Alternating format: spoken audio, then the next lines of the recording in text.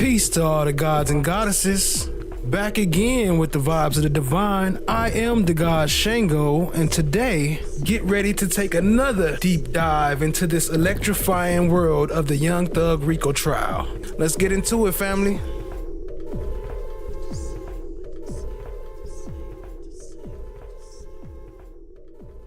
Corruption Excuse me, sir. Excuse me, sir. Excuse me, sir. Rico is not a crime. It is a category. What is the It's a category crime? of that they forced Jeffrey Williams into it. Did you hear you say that? Man, can I get the water or something? I'm so high right now, y'all. I'm about to go to sleep on y'all ass. I ain't gonna tell you no lie. Yes, you may. We're gonna take a break soon. Hang in there. I just saw the look in your wife's eyes. I met her by accident because, and I'm just telling you straight up. You know you're doing it right when you walk into a jail in our city and people are calling us by our name. Yo, Quinn, call my mama. Yo, Sir, call my mama. That's how we roll when we're in the city plan. Make sure you hit the comments and let us know how you think the case is going to turn out. You at your own hotspot? I take it from that, I've always had trouble with my own hotspot. I would just suggest that redundancy is always a good thing. I don't know how the public Wi-Fi here is in the courthouse, but we have added a hotspot for you all's use only. And that's been working until today, at least in my experience. Well, Something's happened today that it's gone down. I can't tell you why. I can only make a phone call and No, I'm asking. and I can maybe inquire about that. So, Mr. Kearns, can you call Miss Omana and the dependency and see if we can check on that? Yes, Judge. Okay, all right. Mr. Steele? Yes. Was that it, Mr. Schardt? Yes, Your Honor. Okay. I don't know the context, so I'll just ask you the question since it came up. Sorry.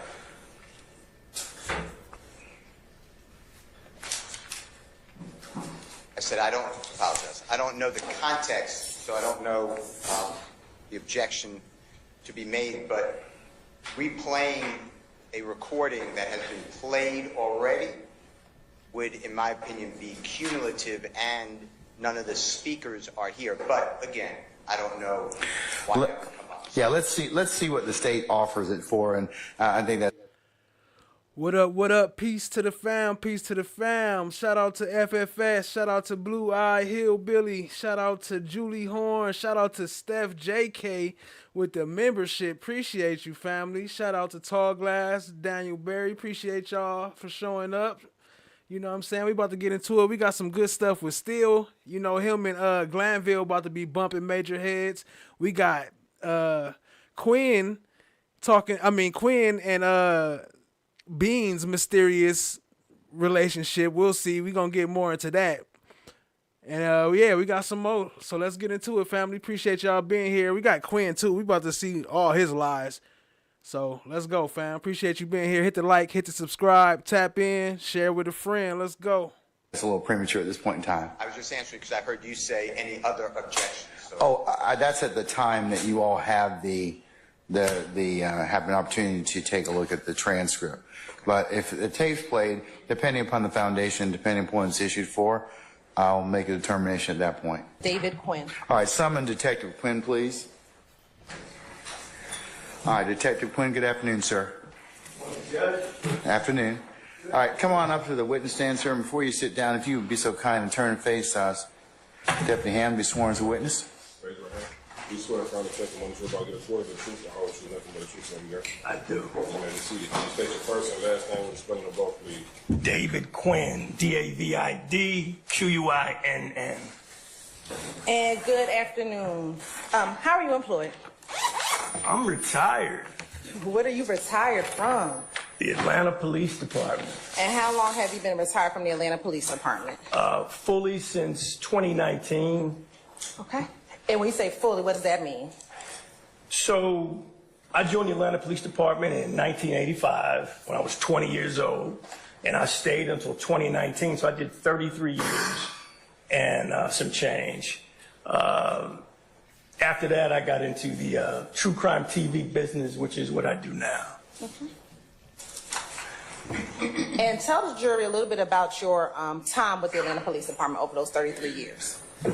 Again, I hit the street when I was about 21 years old, 1986, after having been hired at 20. And I went straight to Zone 3. I don't know, Zone 3 was back in those days, southeast, southwest Atlanta. I stayed there 10 years in probably the highest crime district in the city at that time. After those 10 years, I don't know why, somebody sent me to Bankhead, and I went to the Zone 1 precinct, and I worked there for another 5. In my 15th year, after working those high crime areas, somebody promoted me to detective, and they sent me straight to homicide, which sent me right back to those same neighborhoods in Zone 3 and Zone 1. It's like going home. So, well, I had to investigate whether or not an officer had the legal authority to use his gun in a deadly way. I investigated deadly force. And to your knowledge, is that responsibility of investigating officer-involved shootings still the responsibility of the homicide unit? You know, when I was on the way out, it changed gears. They decided to let the Georgia Bureau of Investigation handle those shootings. I guess they didn't want the actual agency to investigate itself. Assigned as in an officer, when you are assigned an officer-involved shooting, if there is an underlying crime that occurred before the officer-involved shooting, do you investigate both the underlying crime and the officer-involved shooting, or do you are those two separate investigations? No, you have to work both. You've got to understand the reason why the officer was there in the first place, why he pulled his gun, why he used deadly force. Sometimes it's not involving a weapon. Sometimes it's physical force. Do you remember Officer Robeson-El firing his gun at that vehicle? I heard shots being fired, but I couldn't advise who was making those shots at the time. Okay. After the vehicle struck the police car and drove towards the entrance, did you hear or did you see Officer Robeson shoot any shots towards the back of the car? No, sir, I did not. Did you hear additional shots? I said that I heard shots, but I didn't know who was making those shots. Yes, sir. Right. I guess what I'm asking is, were there a sequence of shots before the car was hit and then after the car was hit? That I can't confirm. Okay. Man, that nigga hop back in the car, man, when you start what? Wow, wow.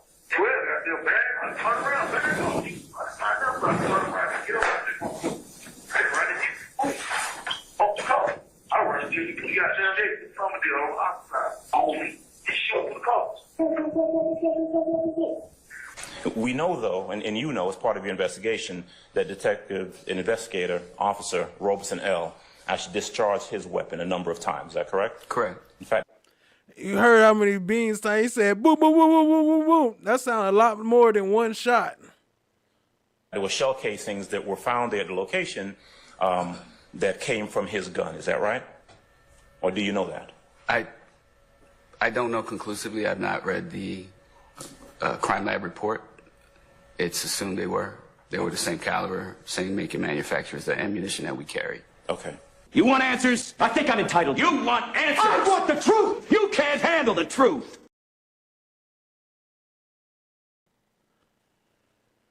So we've been talking a lot about Red Dog, right? This is a little bit, I ain't gonna read the whole thing, but as you can see, the Red Dog gang unit was criminal.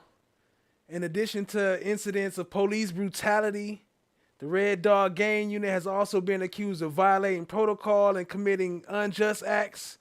So, and this has been going on for a long time. And that's why I was talking about that earlier when they was talking about Red Dog. I'm like, what? Why would you even bring that up? Because we know how dirty Red Dog was. Y'all must be wanting a mistrial. But yeah, let's get into it, family. And once he put the car in drive, what happens next? Then I fired a shot. And so, you fired how many shots first? At that time, I don't know. At that time, I didn't know. They said I fired one shot, but you know, You don't know when, and it's like being in a fight, right? If you're in a fight, somebody asks you how many times you hit a person, you probably won't remember. Okay, fair enough. All right, thank you so much. So this is not the first time Robeson-El been in some stuff. You see the two officers are seen interacting with the man in a parked car. So this comes from a clip. I'm going to show the video right now. That this actually happened with Robeson-El before, and the guy died. You know, they end up killing the guy. One of the cops, not Robeson-El, but the cop he was with, end up shooting the guy, and the guy died. So yeah, let's get into it. So this ain't the first time, and probably not the only. These probably not the only two either.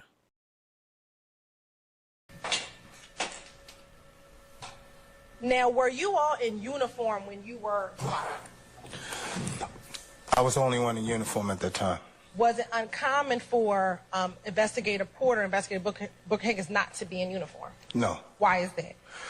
Because this is actually a plain clothes capacity.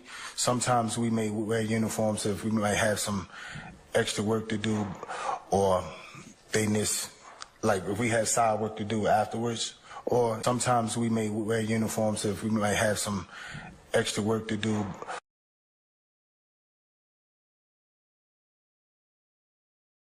Video shows moments before a deadly officer-involved shooting. Released by Fulton County District Attorney Office. Let's see. Malik, Robeson-El, and Yasin Abdullah, whatever. But yeah, so this ain't the first time, family. Or like if we had side work to do afterwards, or it's just we could wear it as another option. So in your investigator capacity, it was a plainclothes capacity? Yes. All right. And you said if you may have side jobs, you mean like extra jobs? Yes. All right. Now, when you get into the apartment complex, tell the jury what happens. Once we went inside the apartment complex, I continued to watch the vehicle. The vehicle pulled into a parking space. Two black males got out of the vehicle. And I continued to watch them as we drove by. Investigator Porter eventually drove past them and just continued to drive to the back of the complex. Let me ask you this. Were the individuals that got out the car the initial suspect that you were looking for? No. Okay, continue on. Okay, so we continued to travel to the back of the complex. Before we could get all the way to the back of the complex to go around, we heard gunshots. We heard a series of gunshots. I said, those are gunshots.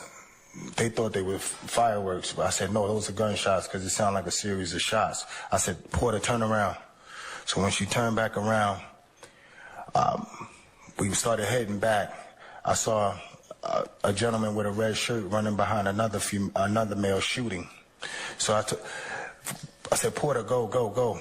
So eventually, I thought Porter missed him. She didn't see him. I thought she didn't see him because she was ready to drive by him. So I just said, stop right here. And I jumped out of the car and I had my weapon. I told her to pull out on the radio, which is mean, just let radio know where we are and what's going on. I didn't have really much time to communicate because I was reacting to the incident. So I got out with my gun out, and I had my gun out on the gentleman that had on the red, and he just started running towards me. I was standing right next to the car. I didn't know. Yo, shout out to TSC for the membership. Appreciate you, family. That he was running towards this car, maroon car. So I got close up on the car so I could see inside the car. I wanted to, so I told everybody, let me see your hands. So I got close up on the car so I could see inside the car. I wanted to, so I told everybody, let me see your hands. I was standing there and I called for assistance. And that was the end of the incident from my perspective.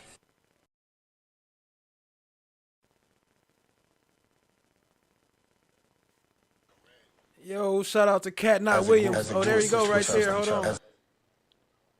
Shout out to Cat Not Williams in the building. Appreciate you for showing up. Look, so one of them in the car jumped in the car, and that's Robeson-El following behind the car. Right there. That's Robeson-El. And that the guy that they was investigating that night died. And they walked up on him because they talk about they smelled some weed. And he ended up dying. That's crazy. As a group to assist each other. As a group to assist each other. As a group to assist each other. As a group to assist each other.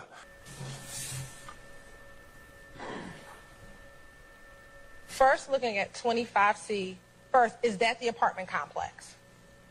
Yes. No. No. Is it yes or no? Sorry. And you see right here on the paperwork, Detective Quinn put Robeson-El as the victim of the shooting from with Bean's situation when he shot DK and he shot Frederick Prothro, but they got him on here as a victim. I can't tell. Over the course of your 30 years, how many people have you interviewed? Just roughly. What up, 901 Don Diva? I mean, thousands. I mean, I can't put a number on that. Okay.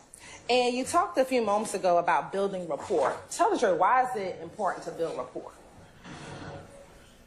You don't want your interview to be adversarial. You want people to be calm and give you truthful testimony that you can verify later. Mr. Steele, you got to pose an objection, and then you got to tell me a basis. Because selling your honor doesn't let Ms. Weaver know who you are. So please go ahead and objection and tell me your basis. I have a motion. I have a motion. All right. Ladies and gentlemen of the jury, can I get you to step into your headquarters for just a second? Detective, can I get you to step outside for a minute?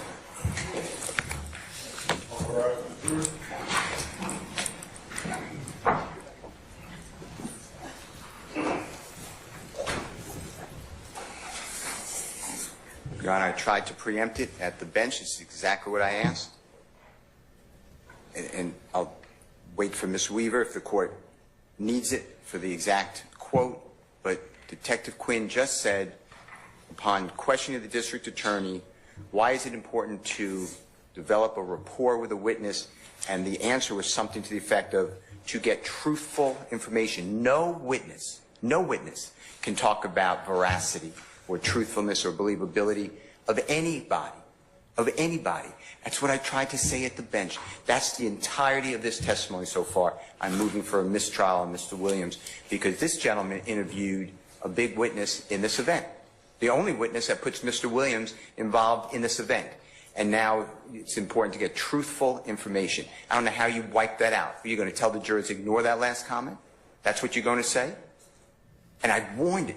And I was at... Sound familiar? Still to this day, 100 days later, they still telling jury to wipe that from your memory. The bench, and you did not want to hear from me more than you did. You told me to step back, but Your Honor, I've been doing this too. I anticipated it wasn't that hard to do. I'm moving for a mistrial, and I did it at the proper moment. All right. Ms. Hilton? Your Honor, Have a seat, Mr. Schardt. Let her finish, okay? All right. Remember, the Harvey rule is still in effect, so have a seat. Your Honor, as it relates to Detective Quinn's response, he did not talk about a specific witness, truthfulness, or veracity. He said, in general, what I'm trying to do is to find the truth. And that is what you do in an interview. You're determining whether or not what the person who's speaking to you is credible, if they're providing credible information. Your Honor, even in this case, when you listen to the interview that has already been admitted, Detective Quinn already tells Agent Bean, I don't think you're being fully honest. So he's not talking about the veracity of any one witness. He hasn't even talked about any witnesses yet. So for defense counsel to deem or ask for a mistrial at this juncture, given this testimony, we're going to ask for you to deny. All right. I'm going to deny the motion. Summon our jurors, please. Before the next question is asked, I have to review my motion. You see how quick he be to deny them. It's noted. I'll make a yes, and I preserved it. It'll be continuing. Mr. Schardt, if you ask me that one more time, okay? No, I did. Listen. Everybody gets the same objection, okay? Unless there's something else. If you want to take it out, you have to do it.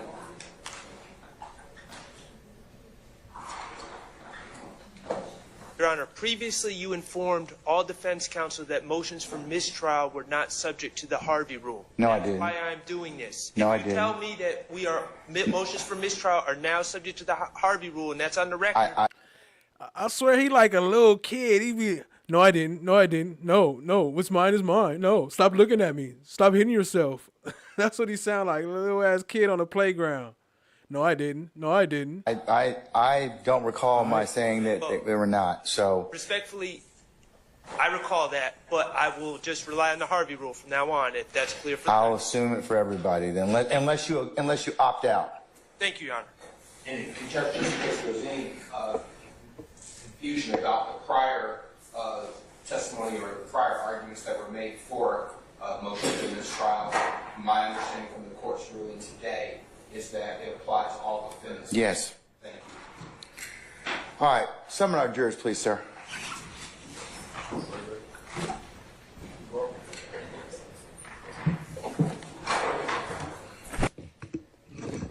I want to direct your attention to September 11th, 2013. Were you assigned to the homicide unit? I was. And did you have the occasion to respond to 2745 Old Hateville Road, Atlanta, Georgia, Fulton County? I did. And did you arrive with other officers? I did. Okay. Do you recall now who you arrived with? Well, I was riding alone, but other homicide detectives went to that scene. You had Detective Vince Velasquez, who's my longtime partner. Okay, hold on. I put a warning up there, loud screech warning, but my the Jeffrey Williams thing is covering it. So yeah, if y'all got headphones on, be careful. It's gonna get a little loud for like 5 seconds. Partner, you had Detective Summer Benton, my super. Is that me?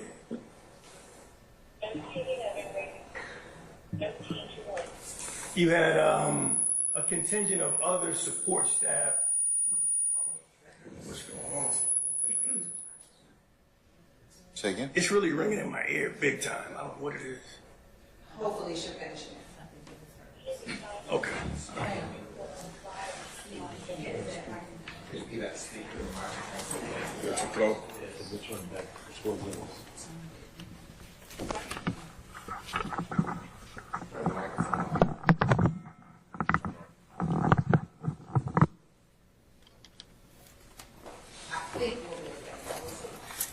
I'm pretty loud. I don't think I need it.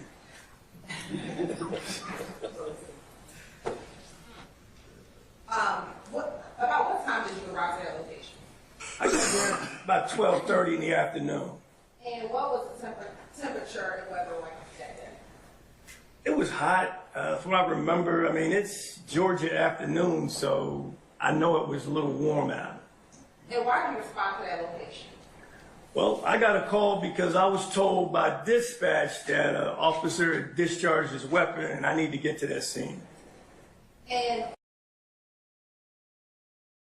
so keep in mind, right? He only there because the officer discharged his weapon because Robeson-El shot the gun. But why is all his investigation trying to find out who in the car and where's YoungThug and all this stuff focused on YoungThug and Bean instead of focusing on Robeson-El who shot the people in the back? Instead, he just called him a victim and let him off free. while you were responding to 2745 Old Hateville Road, did you learn that there were other areas that were active scenes at that time? Absolutely. How many other active scenes were there? It was about 3. You could almost say 4, but 3 that were going to be necessary for that investigation. They were going to have to be processed. And what were those 3? So you had 2745 Old Hateville Road, which is the Summerdale Commons Apartments. There was, what I was told at the time, that's where the incident occurred where the officer discharged his weapon. Then you had a house directly across the street from there where there was damage to a residential home right there on Old Hateville Road. And then you had a third scene, which was 126 Cleveland Avenue, which the Cleveland Coin Laundry a car had crashed into it, so I had a bunch of scenes going. And roughly, how far were each of those scenes from each other? They were within about 75 yards. If you just do the whole perimeter, it's kind of disjointed, but they were all kind of right there.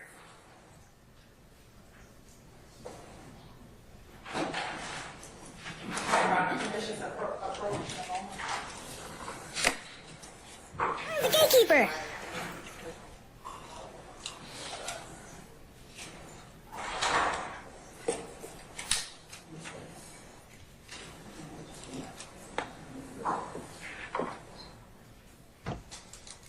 After speaking with Sergeant LaCause, did you ask any homicide detective to assist you with taking control of any of the scenes? I asked two. Okay, who were those two? I asked Detective Vince Velasquez to actually go up to 2745 Old Hapeville Road at Summerdale Commons and work that scene, whatever it may be.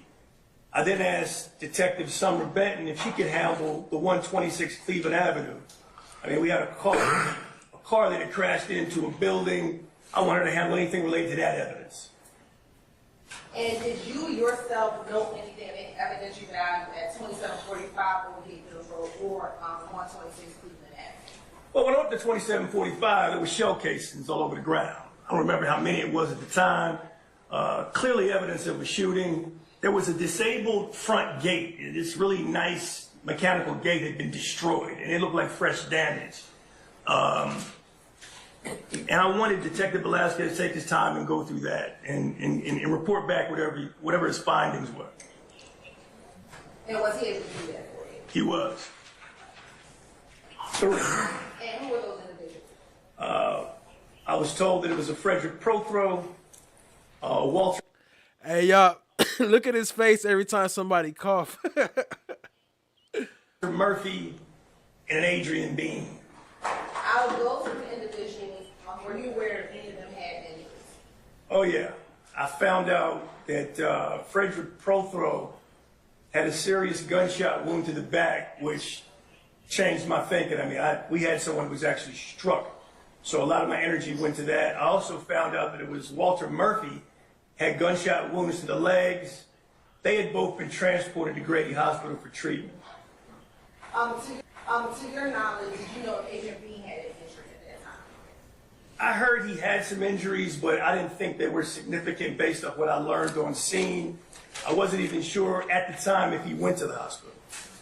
Detective Investigated to Grady Memorial Hospital to speak with Walter Murphy or Frederick Prothrow. Yeah, I have my partners, Detective A.B. Calhoun and Detective Tracy Lewis. They would go down there and try to see if they could give me some feedback on what kind of injuries I was dealing with. I was really concerned about the brother that was shot in the back. Flores, and I interviewed the actual officer that discharged his weapon. Did you interview anyone else?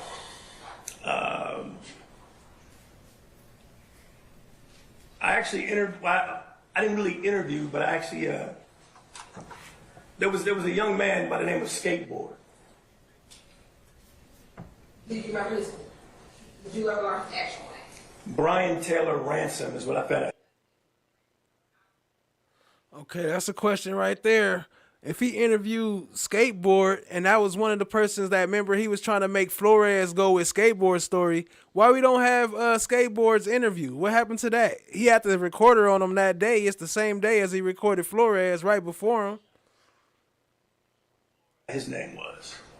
When you met with investigator Robeson-El, do you remember where you actually met with him? So because this was a major scene, they pulled out all the stops. They brought out what's called the mobile command vehicle. This is an air-conditioned camper where they put the officer that's been involved in the shooting away from everyone. And when I walked into the camper, this mobile crime unit, he's in there with his lawyer. So I was, his union lawyer, the officer. And was he able to provide you information that assisted or helped you with your investigation? He gave me some understanding as to why he discharged his weapon. We agreed on scene that he would come back the next day with his attorney and give a formal statement at the homicide office. And after speaking with investigator Robeson-El, did you determine if there was an underlying crime that you need to investigate in order There was a shooting that prompted Detective Robeson-El to discharge his weapon, as he told me. At that time, it was only an aggravated assault type investigation. We didn't know what else it may entail, but he responded to gunfire on a citizen. This brother got shot here in Atlanta. Was up in Grady Hospital for about 11 days. Here you go from ATL Homicide. Everybody been looking for ATL Homicide. Here goes some of his clips. The ambulance to transport his brother from the scene, for whatever reason, they didn't call the police because they had done some errors on the transport. They didn't see the brother was shot. I met the prosecutor at the trial, which is never good. I never looked at the jury on that first trial. I looked straight ahead. I was a young homicide detective. I knew everything about the street, but I had never really been to trial. I mean, you don't go to trials as a patrolman. You lock them, tag them, bag them, it's over. I decided I would never, ever, ever put a case up for prosecution without getting inside that jury box. That was my life. So I gave the jury a piece of me. And after that, I never could miss. Y'all hear that, right? After he lost one of his first cases from not paying attention to the jury, he been focusing on keeping the jury locked in ever since then. So now when he say his testimony, pay attention to him and watch how he try to work the jury. I mean, you can see it obviously, but now you can see that he been practicing working the jury for years. For his whole career, since his first case that he lost.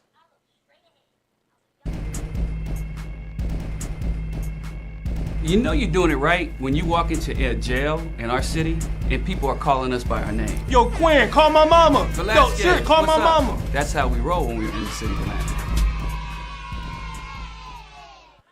Yo, shout out to FFS, for fuck's sake, for the 2 memberships. I think I see 2 of them up there. I got one on the screen. We're gonna get to the next one next. Appreciate you, family. And anybody who got a membership, please say thank you to whoever gifted you that membership. Appreciate y'all being here. Hit the like, hit the subscribe, tap in. Let's go. Had yellow tape all over it. I stood at the yellow tape, kind of yelled at him a couple of times. He turned around, didn't pay attention, yelled at him again. Said, "That's my car."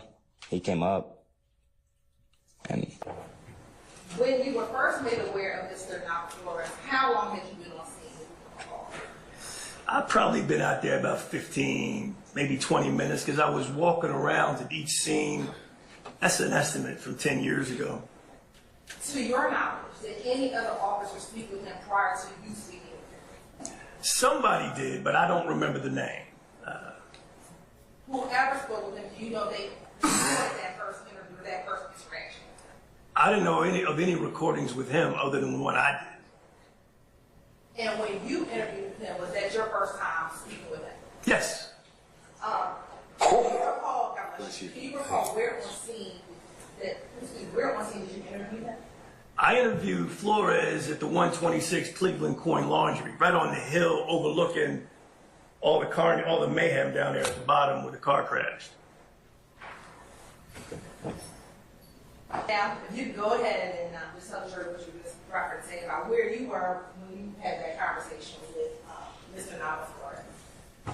I'm in this area right around here where this cracked sidewalk is and this utility box.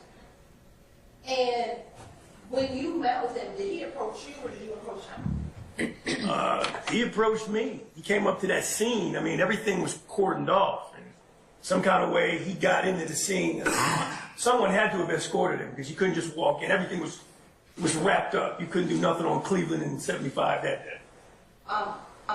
Was your interview? Did you record your interview with him? I did. And how did you record his interview? My digital recorder. And where did you keep your digital recorder? I keep my digital recorder right here in my lapel pocket, and that's what I've always done. And do you generally record all your interviews with a pocket recorder? Yes, for the most. You see, he's saying yes for the most part. He mostly always got it with him. He always got his recorder. He always record, but he don't never got the recordings when none of the other ones that matter. Only one he got is the Mexican dude. I forgot his name. But that's the only one he got. He didn't go out the one with Beans, baby mama. He don't got the one with skateboard. Or yes. And why do you record your interviews? For a couple of different reasons. I want to have all the information that's coming to me on that scene so I can come back to it and reference it as I continue my investigation. I'm just big on taping things. There are times when I'll actually take a verbal and write notes. Everything's not recorded, but in this case, his interview was recorded. Or anywhere on the recording, there's reference to a first statement, and if Mr. Nava Flores wants to clear anything else up from the first statement he gave. I remember that well. Okay, and you would agree that there's, that clearly establishes that there were in fact 2 statements given. Okay, only one given to me. I can't speak to whoever that law enforcement official was that Nava Flores spoke with. It was in the ether. Me personally, I can only speak for me. I don't know the city policy word for word. David Quinn Jr., homicide detective. It was in the ether. It worked in 19 years in that field. I never destroyed anything. I can't speak for other detectives. I don't know the rules. I don't know all the rules for APD. There are a lot of players on the field. But when I heard from someone, some law enforcement, that it was going to be a reported stolen vehicle, which mucks up or throws a monkey wrench in my investigation. Who told you that information? That there was... I don't know. It was in the ether. This is in the fog of investigation. Lions, tigers, and bears, oh my. That's what was going on out there. Okay. Do you have a recording from this initial statement given by Mr. Nava Flores? I do not. Do you have an APD? Yes, sir. Can I say this? Yes. I don't know if it was recorded or was it just a verbal statement. Because verbal statements are statements just like recorded statements. Technology has not changed facts or information. Detective, do you recall what you told him? No, I think at this point I had told 3 different stories. Did you tell Detective Quinn that this interview is the absolute truth? Don't exactly remember that being said. I'm gonna tell him that we were at the gas station. This is what happened. We left. All right. But this is the absolute truth. This second interview, right? The second interview is okay. We're done, man. It's that simple. About whether everything you said is the absolute truth or something like that, right? Right. Your response, if I heard you correctly, was if you did say that, it wasn't true, right? Right. You told, I think in your words, at least 3 different stories about what happened that day. Yes. It was clear that a lot of things that you told the detective, a lot of things that the DA was asking you about, whether you said to the detective, just wasn't true, right? Right. Okay. So your first statement to police was that the car was stolen? Yes. It was recorded and then he erased it and he re-recorded it. Re-recorded? Another statement. He said, that's lies. Tell me the truth. He said, I'm going to delete it and record again. I said, okay. So y'all remember Nava Flores from the last episode. I'm just connecting it to where he's the one that Quinn was talking about. So I just got a couple of his clips in here to connect the two so y'all can see what's going on. You're talking about the detective? The detective. Yes, sir. Do you recall telling Detective Quinn exactly do you recall telling Detective Quinn that you and Brian initially told the police that the car was stolen, but now you're going to tell the truth? I don't get the form of the questions here. Have you ever had the occasion to interview anyone who was under the influence of drugs or alcohol? I mean, throughout my career, almost every day. Okay. Did Mr. Nava Flores appear to be under the influence of any drugs or alcohol when you met with him? Not at all. He was clean. Did his eyes appear to be glossy as if he was high or anything like that? I didn't see it. Okay. Was he able to speak with you coherently? Clean as a bell. I do remember being really faded, kind of in and out of what I would say consciousness. I was pretty messed up, trying to look for the next high. I don't really recall what the conversation was, but someone had mentioned that they needed a car, to borrow a car. Didn't expect mine to be borrowed. Next thing I know, my car's gone. I'm a recovering heroin addict. That's fair. Quinn talk about he was clean as a bell. Yeah, right. He just got done nodding on the couch. When you first met with Nava Flores, were you aware if he had given a different version of his involvement in the case to another officer? I did hear that. And based on your interview with him, did he advise you what he told that initial officer? Yes. Did he then advise you that the version he was telling you was now in fact what he had actually... Your Honor, I suppose the objection. I sustain the objection. Your Honor, this time I'm impeaching Mr. Nava Flores from what his testimony. So you have your witness on direct, ma'am. So you're gonna need to ask. How she gonna impeach Nava Flores after he gone already? How you gonna impeach him when he not even here? You gonna impeach him with a whole different witness? That's why she stuttered on her word like that. Was he? Your Honor, this time I'm impeaching Mr. Nava Flores from what his testimony. So you have your witness on direct, ma'am. So you're gonna need to ask. Was he able to tell you about what happened on September 11, 2013? He was. Was he able to tell you why he was over at Cleveland Avenue? Yes, ma'am, he was. Was he able to tell you who he came with on Cleveland Avenue? Yes, ma'am, he did. Was he able to tell you why he was in the Cleveland Avenue area? He did. Was he able to tell you whose car he was in? He also told me that. What about what car, who he gave the car to? Yes.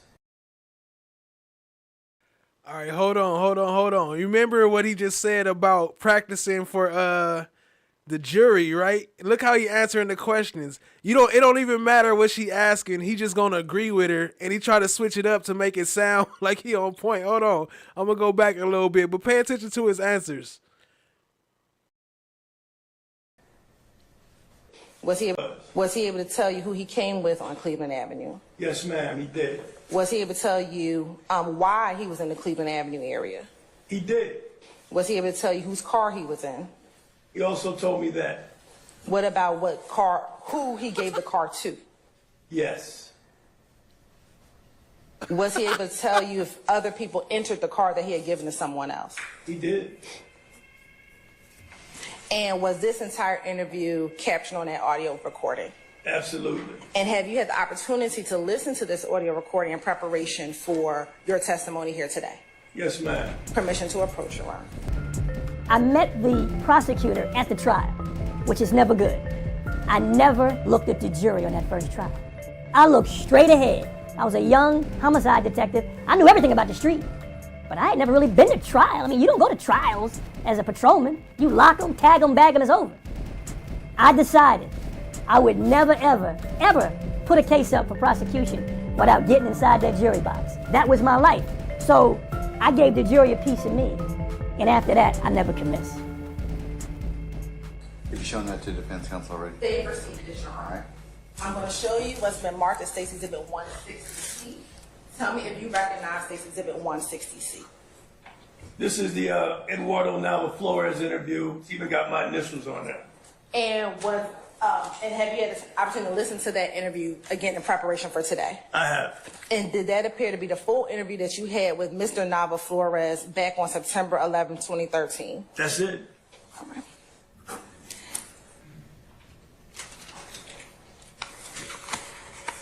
What up, nuts? We haven't really been introduced, but I appreciate you being here. I see you pretty popular in the chat, so appreciate you being here and being a part of this journey. Let's go, family. Oh, what up, Melissa? I see you. FBI, open up! This Detective D. Quinn. The date is the 11th day of September 2013. I'm currently at the intersection of Macon Drive at Cleveland Avenue. For the record, sir, what is your full name? My name is Eduardo Flores Nava. All right, Mr. Flores Nava, give me your date of birth, please. It's February 2nd, 1990. Okay. Now, we've been working a crime scene over here involving an officer-involved shooting. You just walked up minutes ago. Explain to me why you walked up here. The reason I walked up here was because I had word that my girlfriend's car that I had borrowed this morning, might be down here in the street. All right. We're looking over the ridge here. There's a wrecker that's loading a car on. Is that Nissan Altima, burgundy in color, the car that your girlfriend allowed you to use today? That is the car. All right. Can you tell me anything about the car, anything specifically on how it may have arrived up here? The only way I can think of is that we were... Who'd you give the car to? That's all I want to know. I did not give the car personally to anybody. Okay, well...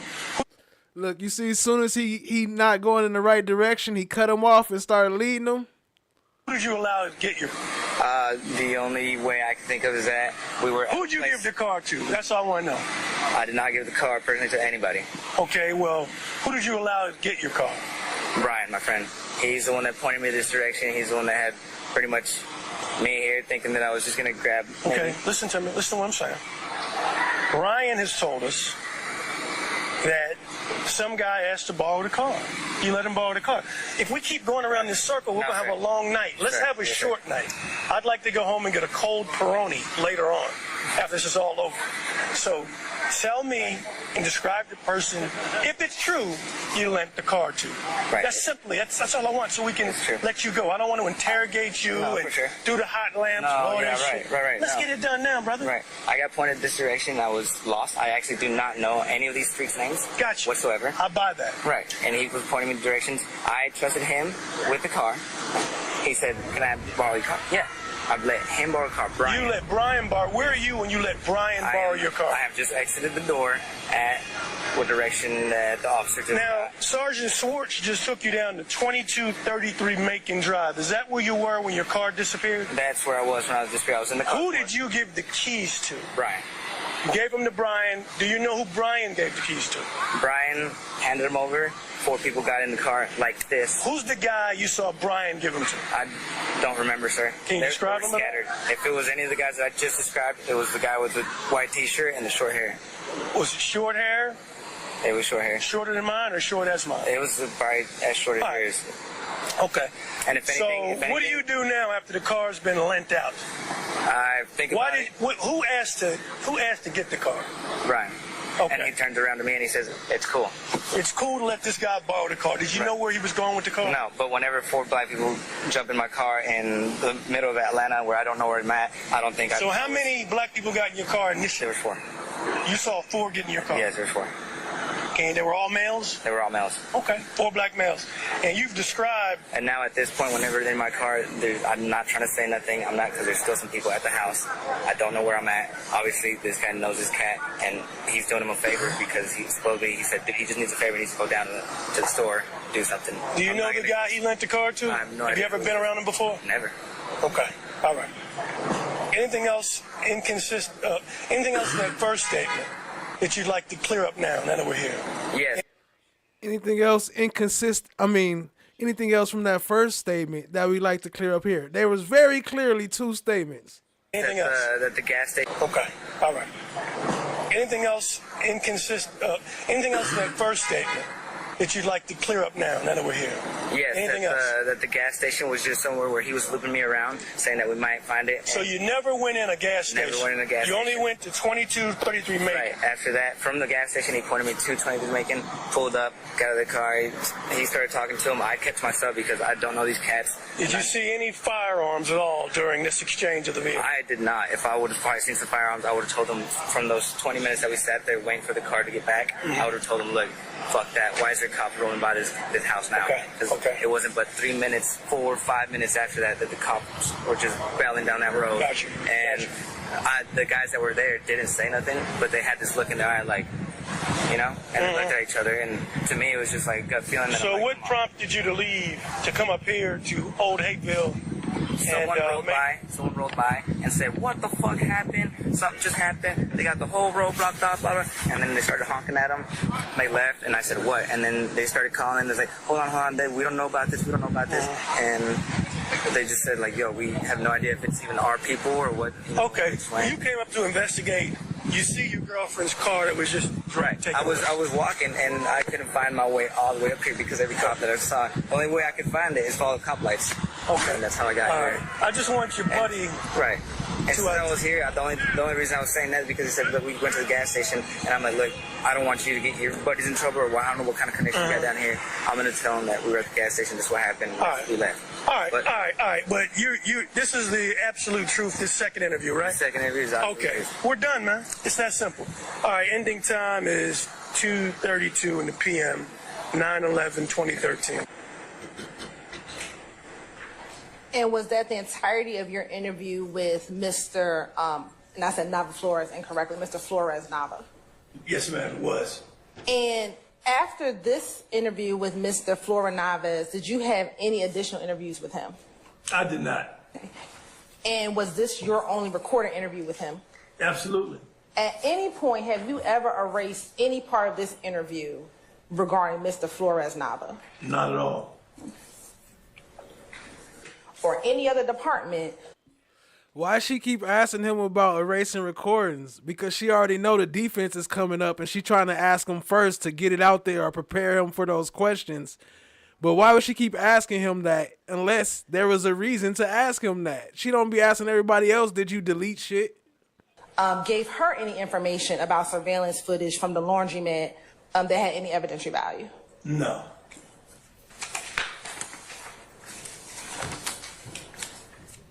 Now, after going to the scene and interviewing individuals at the scene, did you ever interview anyone else not at the scene? Yes. Who? Derek Dotson. Where did you interview Derek?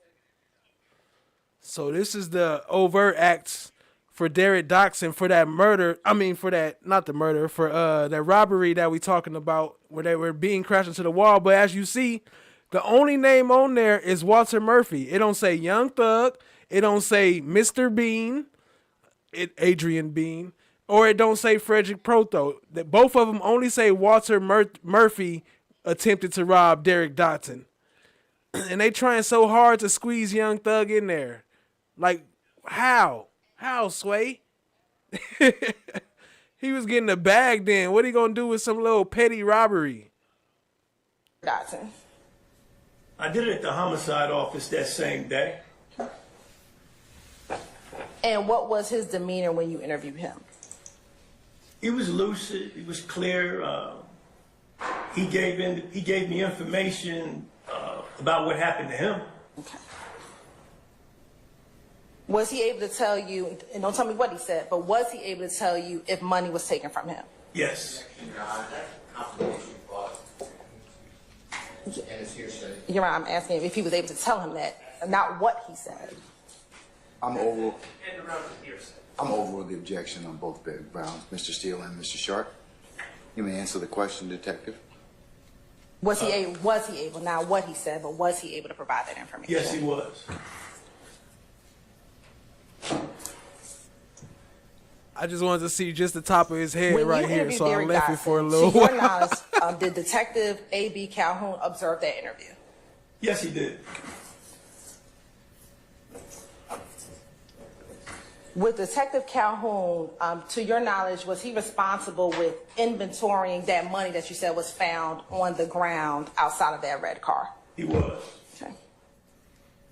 And after you spoke with Derek Dotson, was Investigator Calhoun able to tell you how much money he inventoried? Yes. How much money did he inventory? $970 cash. And your Honor, Detective Calhoun did testify previously.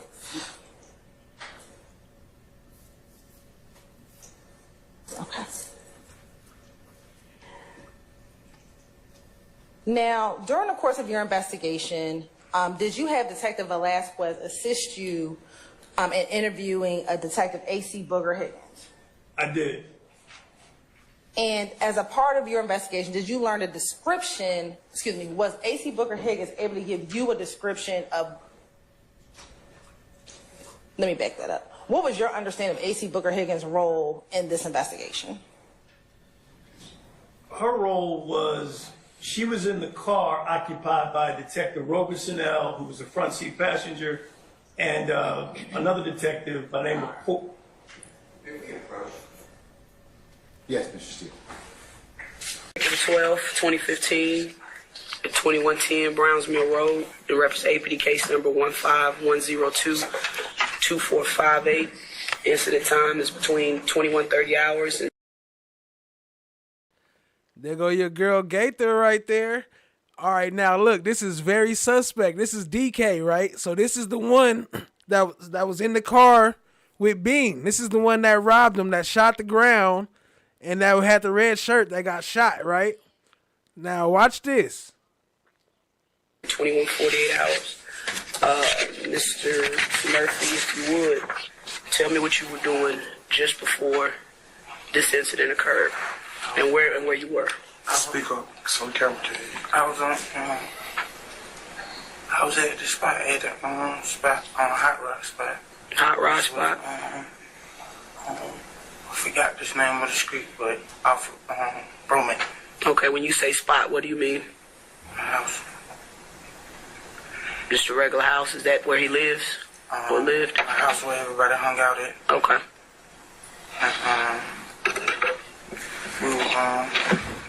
We were just chilling. Okay, who all was there with you? Me, Fatty. Hold on. Did we miss him scoot over already? Hold on. Watch how he scoot over. Hold up. And now fast forward back to this. We have 44:50. Okay. No. This is case number 1. I was at just before incident time is between 2015 and Here you go, 2110 Brownsmill Road. It represents See him AP case reaching number over, 151. holding his arm. He like, hold on, I ain't close enough. I can't get him. Hold on, let me get closer. 102-2458. Incident time is between 21:30 hours and 21:48 hours. Mr. Murphy, if you would, tell me what you were doing just before this incident occurred, his water and where you were. I'll speak up so the camera can hear you. I was at the spot, no, I was in the back. Anybody else? This where he was at. I think Watch the attorney hand. Watch his hand. I'm gonna zoom in after this, but just watch him. it was like a chair working the door or something. When you say working the door, what do you mean? You said working the door. Yeah, answering the door. Oh, is it like a dope house? Do they sell dope out the house? Like, I'm just trying to. You saying working the door? Like, why do you think somebody? Okay. So you, Fatty, and Nard, and maybe a Jay that was at the house. Yeah. Okay. What happened next? Do they sell dope out the house? Like, I'm just trying to. You saying working the door? Like, why do you think somebody? Okay. So you, Fatty, and Nard, and maybe a Jay that was at the house. Yeah. Okay. What happened next? Talking about The one the exhibit that's still up on the screen. You see that? Yes. Okay. So I noticed that the attorney, your lawyer there, he has his hand right there on your arm. You see that? Yes. It's underneath your arm, correct? I can't tell. He's right there, though. Right. And it's right there, and it was actually there during the course of your interview, correct? Yes. And it was there pretty much the entire time while you were doing your interview, right? Yes. And from time to time, he would nudge you and touch you, correct? I noticed that. You did notice that, right? Yes. Do you know why he was nudging you and touching you during the course of the interview? I can't remember. I ain't even remember that happened till I was just watching, like, why was he doing that? You feel me? I just noticed that, though. And you would agree that that's different, isn't it? Yeah, I was thinking to myself, like, why I ain't say something? Okay. When we reference Derek Dotson, that's the individual that. When we reference Derek Dotson, that's the individual that you met with Listen at to the him. homicide unit. Yes. Well, minus the black screen across his face. I recognize. Just okay. Now going back. All right, that's Derek Dotson that they've been talking about, right? The one that unalived himself in prison. That's the one who he robbed that day. To Detective Booker Higgins, what was your understanding of her involvement in this case? She was on scene at the time when Detective Robeson-El discharged his firearm. Right. And when you had Detective Velasquez speak with Booker Higgins, did she provide a description of a driver of the vehicle that was involved in this incident? She did, yes. Okay. And what was the description that was given? She gave a description. Yep. Your Honor, Detective Booker Higgins has already testified, so it's not hearsay. Said it was a. I overrule the objection, sir. I overrule the objection. Thank you, Your Honor. Go ahead. What was the? She said it was a female driver. Okay. And did that female driver have any particular hair color? I think she said pink. I'm not really sure. I can't remember exactly. But... Now, at this point in your investigation, were you now looking for a woman as a part of this underlying assault that you were investigating? Absolutely. Now, during the course of your investigation, did you also have the occasion to interview a Leonard Pass? I did. And was he able to give you information that assisted with your investigation? He did. All right.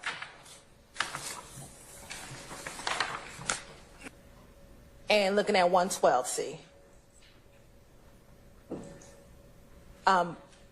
Is that your hand that you were just referencing that's pointing at something in the ground? That's me. Yeah. What exactly were you pointing at the ground? That was what was believed to be impact from a projectile from a gun, a bullet.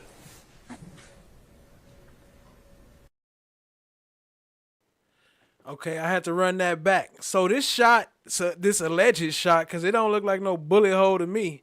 That shit definitely would have cracked further through that concrete. But that's on the sidewalk. Wasn't they in the parking lot, like on the side of the car?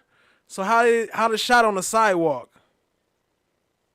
It's not adding up. The math ain't mathing, Chief. And looking at 112C. Is that your hand that you were just referencing that's pointing at something in the ground? That's me. Yeah. What exactly were you pointing at the ground? That was what was believed to be impact from a projectile from a gun, a bullet.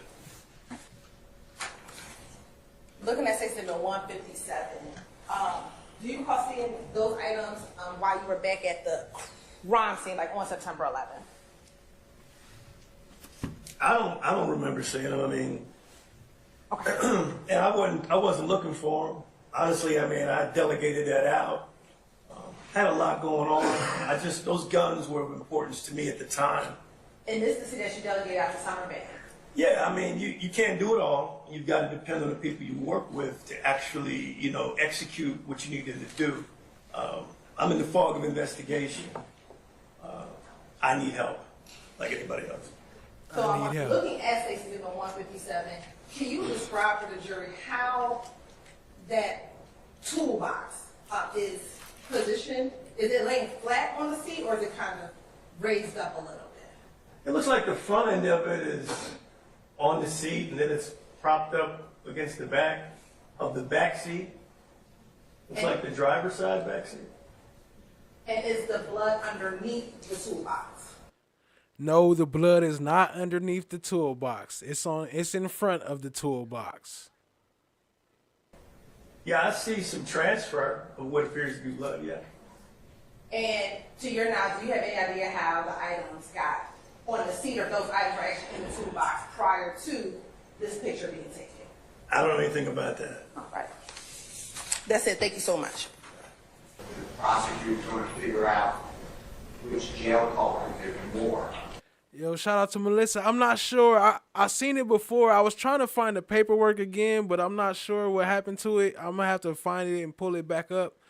But I'm not sure. But I think he was selling some drugs though. But I'm not sure if that's why he was locked up. So don't quote me. She's only putting in addition to 3.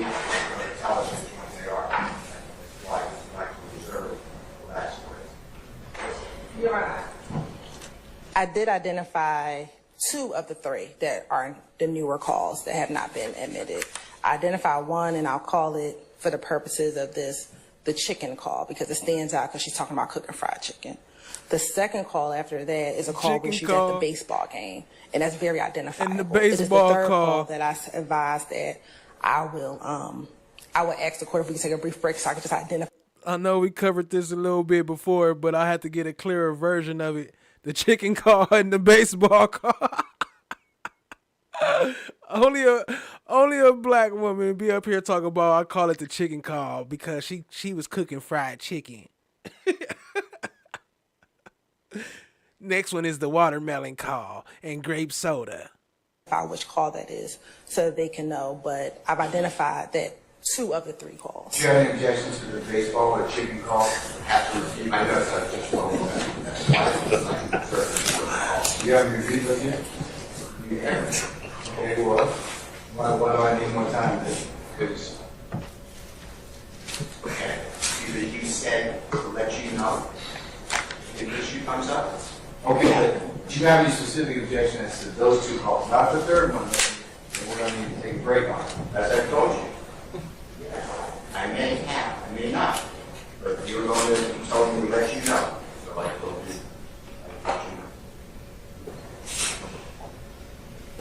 All right, Following your direction.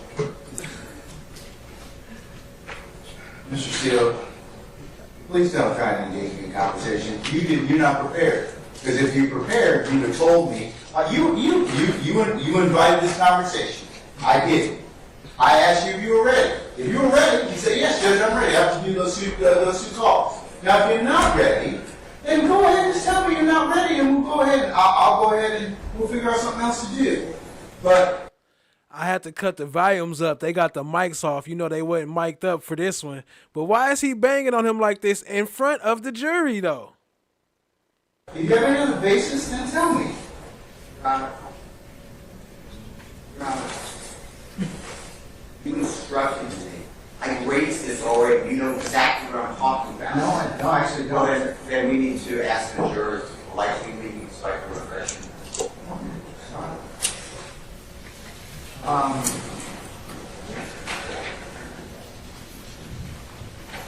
How long is this third call?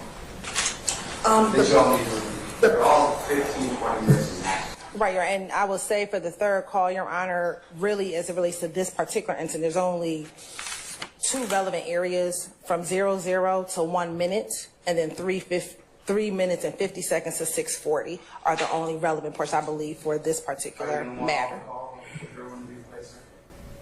Are you going to want all of the third call to be? Hey, Melissa, I know which one you're talking about. On the ceiling, it looked like a scratch, huh? Like it was like a line.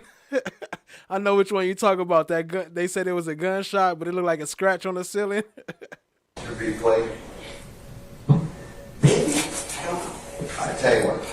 How long is the third call? So all the calls, Mr. Steele is correct. All the calls are approximately 15 minutes, and the state does intend to play all 5 calls. 20 minutes. That be enough? Your time, as much time as you want. I'm just going to refresh your memory. No, I'm talking about the third. I'm talking about the third call. Need a couple of minutes. But I need the court instructed me. I don't know why we're doing this. The court instructed me to help the court. That's what I'm doing. When it comes up, that's what you instructed me. So I'm following what you asked me to do. Now you're acting like I'm not prepared. I'm very.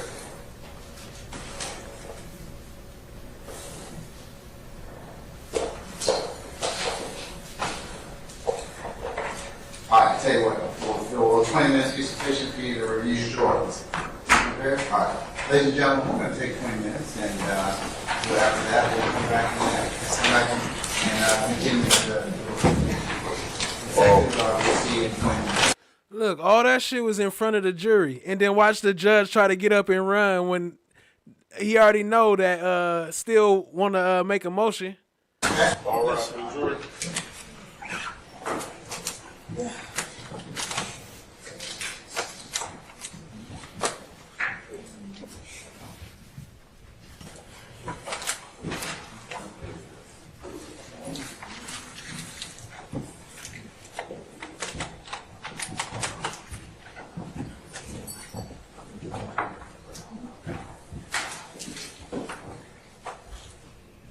All right, ladies and gentlemen,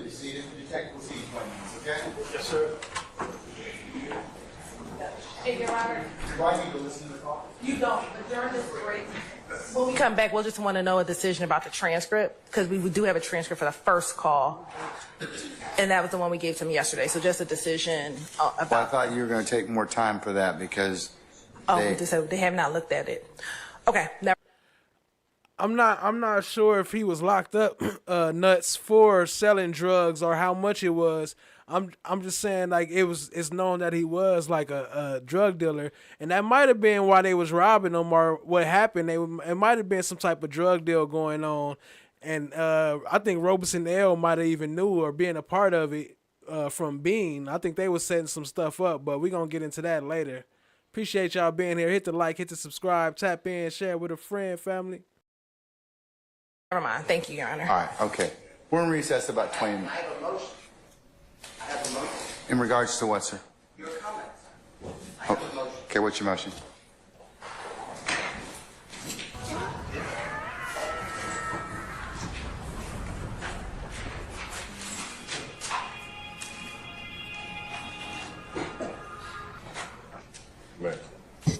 This is the second time that this honorable court in front of the jury has addressed me inappropriately and wrongly. Second time. The first time I gave the state discovery of a song from a Super Bowl. Weeks before, there was an objection. You assumed that I didn't give it to the state. I didn't want to embarrass the court. So you were yelling at me and saying, do you understand me? Do you understand me? And instead of saying, do you understand that you're wrong? I sat here and I said, yes, Your Honor. That was to protect the integrity of this courtroom and the court. Now you say in front of the jury how unprepared I am. I am not unprepared for anything. Okay, I have no. I need to make a record. Your Honor, Mr. Steele, wait a second. When you keep delaying, okay, and that's what's happening to the court. You keep delaying and elongating and pushing out these particular our ability to. Ain't it crazy to see him yelling at Steele, talking about delaying, and we see what's going on in court today, where they just passing up witnesses. And they just keep on calling witnesses back to back, wasting time, but they yelling at the defense, talking about delay. Present a seamless case in front of the jury. That's my purview as a judge. And I've asked you a number of times, you and your colleagues on both sides, to go ahead and listen to whatever it is you need to do, prepare me as needed. Now, I asked you those two particular questions because if they turned over the audio to you in discovery, and you've listened to them already, then you either have an objection or you don't have an objection. And I was trying to solicit from you whether or not we could just go ahead and just hear it. So you can imagine my frustration because all these little delays just elongate out our presentation in front of the jury. That's for your benefit, not for mine, Your Honor. So that's why Hey, what's going on in the chat? Y'all cool out. It's all love over here. Everybody can speak their mind. If somebody say something you don't like, just ignore it as if it's not talking to you. If it's something too personal, then don't do that. You know what I'm saying? But other than that, everybody be cool. Everybody speak their mind and nobody be offended because we all here just to have a good time, family. Much love. I've told you all at various times during this particular case, it's not because I want to embarrass you, Mr. Steele. It's just that I'm trying to kind of keep this thing presented in a way that the jury can listen to it. And the court is wrong. What happened was, let me finish, and I'm making this for the record. What happened is, and I don't get embarrassed by you, but I don't want to embarrass you. I made an objection that some of these jail calls have a third party who will not testify. I objected to hearsay. The state said it explains the effect on... Which call? Which call? These calls, as you... Okay, well then why aren't we taking them up beforehand? The state just said, just now, these are the 3 additional calls that they want to introduce. Okay, all right, well, then here's your response. I'm going to give you an acceptable response. Well, I'm going to make my motion. Huh? I need to make my motion. Judge, there's more to this and we need to listen to these calls. Right. Then I would have, no, you didn't say that though. So I wouldn't have had that opportunity. But that's why I keep telling you this, okay? I mean, like I told you, forewarned judge, a happy judge. All right, so had you just told me up front, Judge, we have not had the opportunity to listen to all of those calls. We've only been able to listen to 2. I want to listen to the other one. Y'all good. You ain't got to roll out everything good. Just, you know, everybody be cool and only address comments if they address to you specifically. And unless it's I some listened good to stuff. the calls. I know. I don't know what But the you third can one. speak how you feel, family. We all Let me good. just finish. So you presuppose. You can speak how you feel. It's all good. We free around here, family. I don't know what the calls are. Well, I don't know what the third call is because Ms. Hilton, who's professional, said, I'll take a break and I'll let you know what it is. But the other 2 calls are at a baseball game and at a chicken. They're discussing chicken wings. Or chicken. I understand those calls. There's issues in those calls that you need to address. But I politely make an objection and say, Your Honor, based upon what you told me, which is what you told me, we'll take it up later. I wanted to raise it. You tell in front of the jury how unprepared I am. And let me tell you something. I am not unprepared. I don't appreciate the court telling me that. And you don't, and I asked you, tell the jurors that you were wrong when you admonished me last time. You said you wouldn't do that. This is the second time. And you know what it does to me? I don't care. I'm hurt because you're a court, but I really don't care. But what does it do to Mr. Williams? Mr. Steele, I'm not trying to personally insult you or hurt your feelings, okay? You are a grown professional advocate. I'm a grown professional jurist. And people say things to me that border on the lines of I could take action or not. You have certainly said some of those things to me during the trial of this case. I have let them go. So, sir, that's just the trial. That's just the trial of the case, okay? No, but that man's life is here. And you know you're doing a fine job in representing him. Well, but you know what? That's just the way we are right now. But the crux of the issue is, Mr. Steele, and the representatives from the state and everybody else.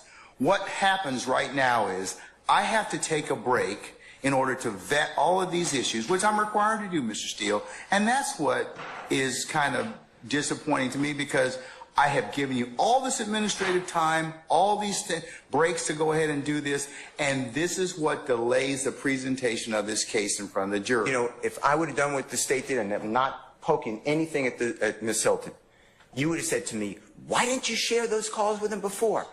You were out all day today. We didn't start court till 1 o'clock. I would have shared them. I know you would have. But the state didn't. I'm not poking fun because I can deal with it. But when the court then steps in. But here's the problem. I have a problem with it because at the end of the day, I got to listen to a 15-minute call. You don't have to listen to anything. But you have to make a ruling on it. Yes, but I have to listen to it in order to make the ruling on those. And even if you said you've listened to the chicken call and the baseball call, and if you say there's other issues that come into play, it's better for us to take those things up before I ask for that jury. And I could have done that this morning. I could have done that at another point in time. So, I mean... Well, I raised this issue to you, and I don't remember the date, but it was days ago.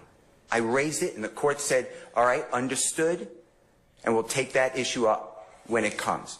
Now, what am I supposed to do? Sit there and say no objection? No, exactly right. Not at all. I said, Judge, it's an issue we need to take up. Not at all. And in addition to that, today alone, and this happens, today alone the state introduced 2 exhibits. I've never been given them before, ever. You know what I did? No problem. No problem. Because I think that's professional. One was a Google map. It needs to be clarified for the record that it was not done on September 11, 2013. And then a map with little dots with 0.4 miles. I've never seen before. But I didn't do anything, Your Honor. I want to move the case. But when the court, it gives me no pleasure in saying this. I believe that this honorable court is biased against Mr. Williams and or his counsel. And I ask you to consider recusing yourself or don't do this again to me. This is inappropriate to me. I respect you, but what am I supposed to do? Sit there while you do this? I didn't do anything wrong. I did exactly what... Shout out to Republic Room. Appreciate the 5 gifted memberships. Appreciate that. Plus joining the family, the Bronze family. Appreciate you. Much love, fam. You teach me to do, and the courts teach me to do. All right. But instead, no, I got to finish this. Then I get told to this court says by Prosecutor Love that I'm not being candid with the court and I'm misrepresenting because Mr. Bean never went to the hospital at Grady on September 11th. Y'all please say thank you to Republic Room if you was gifted a membership. 2013, and Miss Love has a document on the desk to prove it. I sat right in front of Your Honor at the table, at the bench, and I said, I'd be careful what you say. That's not accurate. Miss Love looked down on me, and she said, it is accurate. You said, we'll take a break, figure it out. After the break, you didn't even bat an eye. Miss Love said, yeah, I was totally wrong. Mr. Steele's right. He was taking a Grady. If I would have done that, and called another member of the bar disingenuous, not truthful, no candor, and misrepresenting, you would have had me yelling in front of a jury. You did nothing. You didn't even ask Miss Love to apologize. I don't want her apology. I don't care about Miss Love, but I care about the court. And now if you can walk in someone else's shoes just for a minute and see what you're doing to Mr. Williams, because it's hurtful. I'm not the one wasting time. I'm here every day, ready to go. I am not wasting the time. I make a motion to ask you to please recuse yourself. I know it has to be in writing within 5 days. If you want me to do that, I'll do it, and it has to go to another judge. But this is what's going on, Your Honor, whether you see it or not. You're yelling at me in front of a jury for nothing, and then you won't apologize. And I did nothing wrong ever on these occasions or others. I'm going to go ahead and address your motion at this point in time. I'm going to deny your motion at this point in time. And also just direct you that I have the responsibility to control the proceedings in this particular circumstance. Sometimes things get kind of heated, and that's that's the crucible and trial of any particular case. I am not in any way intimating or insinuating that you are not professional, you are not prepared, but the things that I am bringing up to both of you, and I have fussed at both sides for this particular issue of not being prepared in the sense of, and the only reason it affects the trial of the case is it makes the proceedings a lot longer than they should be, because all these things could be taken up, and sometimes. What up, T? I see you. Appreciate y'all being here, family. If we've got to parse out all these things, as you can see right now, it takes time, and that's what I'm kind of concerned about, having been a jurist for a long time. So, I understand that you're a zealous advocate. You in no way offend me by raising any type of motion. I think you're doing I think that you and the others here are representing your clients well, but sir, I have to be able to control these proceedings. And you at times in these proceedings have not listened to what the courts told you, and I certainly could have explored other options. I didn't. So, I'll tell you that much, for what it's worth. You allowed a member of the bar yesterday ask a witness who constantly is committing, respectfully, potentially perjury. Did Mr. Steele shut off and turn on the recording? I never did that. I wouldn't do that, and I didn't do that. Okay, and but sir, I would have said that question about another member of the bar, prosecution. You would have come over the bench and said, "How dare you?" I sat there and I said, "Outrageous." You denied the motion. I think 3 other people made motions to strike or to object. You denied it. Judge, I'm just telling you, the appearance, if not the reality, is not good here. I'm being... What, to who? To Mr. Williams. Okay, but... Maybe to the others. Maybe you're his advocate, okay? And that separate issue of whether or not you did what you did, the state accused you of that, they have the right to at least inquire about whether or not that happened. Now, whether or not it happened or not, I'm not making any comment on it, but it goes to bias, it goes to motives to misrepresent. But that never happened. No good faith. Okay, but I'm not commenting. I'm not commenting on that. That's for the jury. That's for the jury to decide. I'm sorry I lied to you, Martin. I just didn't want to go to Arizona. I'm sorry I lied to you, Martin. I just didn't want to go to Arizona. Okay, but where's Shot Diggy at? That part was in there for you. She ain't here tonight. But if you catch that on the replay, Shot Diggy, that was for you, fam. I'm not commenting on that. That's for the jury. That's for the jury to decide. I asked a question about a missing recording that I wasn't given of a statement made by Mr. Bean. And you know what you told me? And I keep telling you. You know what you told me? You said, does the state have it? They said no. You said, nothing I can do.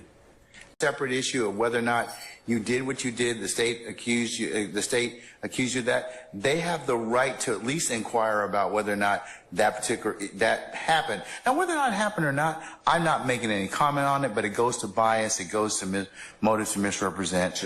But that never happened. No good faith. Okay, but I'm not commenting. I'm not commenting on that. That's for the jury. That's for the jury to decide. I asked a question about a missing recording that I wasn't given of a statement made by Mr. Bean. And you know what you told me? And I keep telling you. You know what you told me? You said, does the state have it? They said no. You said, nothing I can do.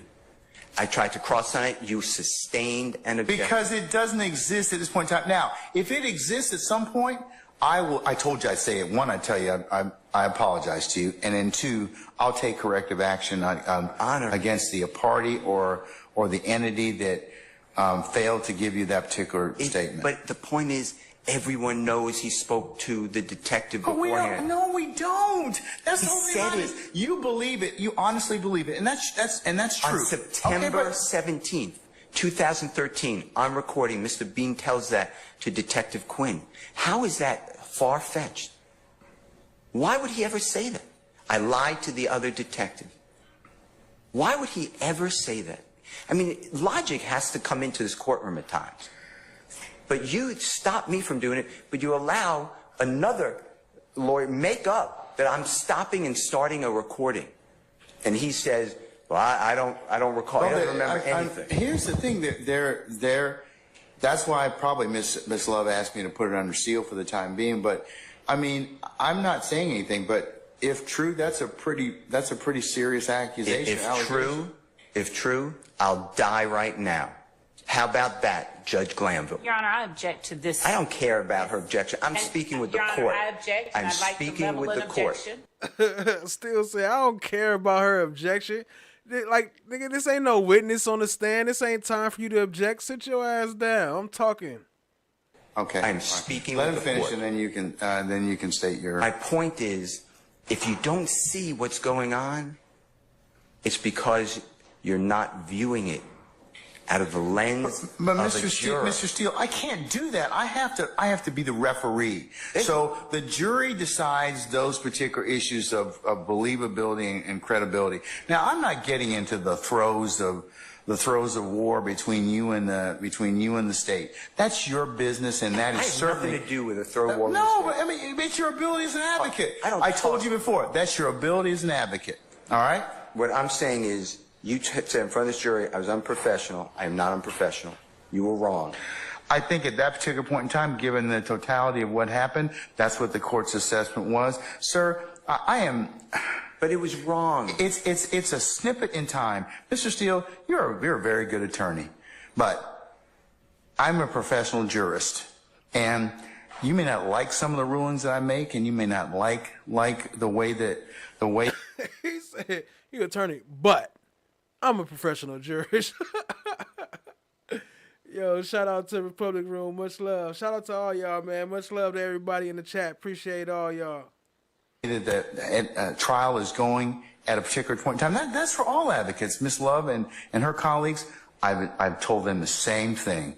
But I think that, my job as the referee is to give you a fair trial. And that's what I'm going to do. Well, I hope that's true. But you just told the jury I'm unprepared. And I am prepared. I don't understand why you would say that. Both of you, and I'll level this against the state. Both of you, that's being unprepared, because I have to then listen to this to rule on it. I understand, but I'm the only one that the jurors here, the court, take ire with. Ever. Without an apology, without... Oh, I think I've taken Miss Love and Miss Hilton and her colleagues to task many times. No, I've heard you yell. I've taken them to task as well. I've heard you say to her, "Stop interrupting me." Okay, there goes Shot Diggy. I see you. What up, family? I'm sorry for lying to you, Martin. I just didn't want to go to Arizona. That's what Glanville be reminding me of, like a little ass kid. That's taking them to task. The jurors never heard that, ever. So, I asked for a continuing recusal motion. And I know it's not in writing, but I assume that you're ruling on it right now. That's what you're saying. Well, when you got to put it in writing, but I mean, I'll rule on it at this point in time. I'm going to deny I'm going to deny the motion, but you need to put it in writing if that's what you wish to do, and I'll appropriately. I'm also asking for a mistrial based upon your statements. I think I made that clear, but I'm asking for a mistrial. Okay, now, Ms. Love. I don't think it's a fair forum for Mr. Williams. Okay. And I don't want to ask for a mistrial, but I have no choice when the court is saying what it said, that I'm not going to repeat it in front of a jury. That's hurtful. And I'm not saying me. I mean, regardless of what I think of it, it's hurtful to Mr. Williams getting a fair trial. All right, Mr. Steele, in terms of what I've told you all already, we're still going through the, I've told you all, both sides have told you. So, this just delays the trial. I mean, where I've got to rule upon other things. Well, I made this motion whenever I made it, and I raised it, and you said we'll get to it. Yeah, but it's timing.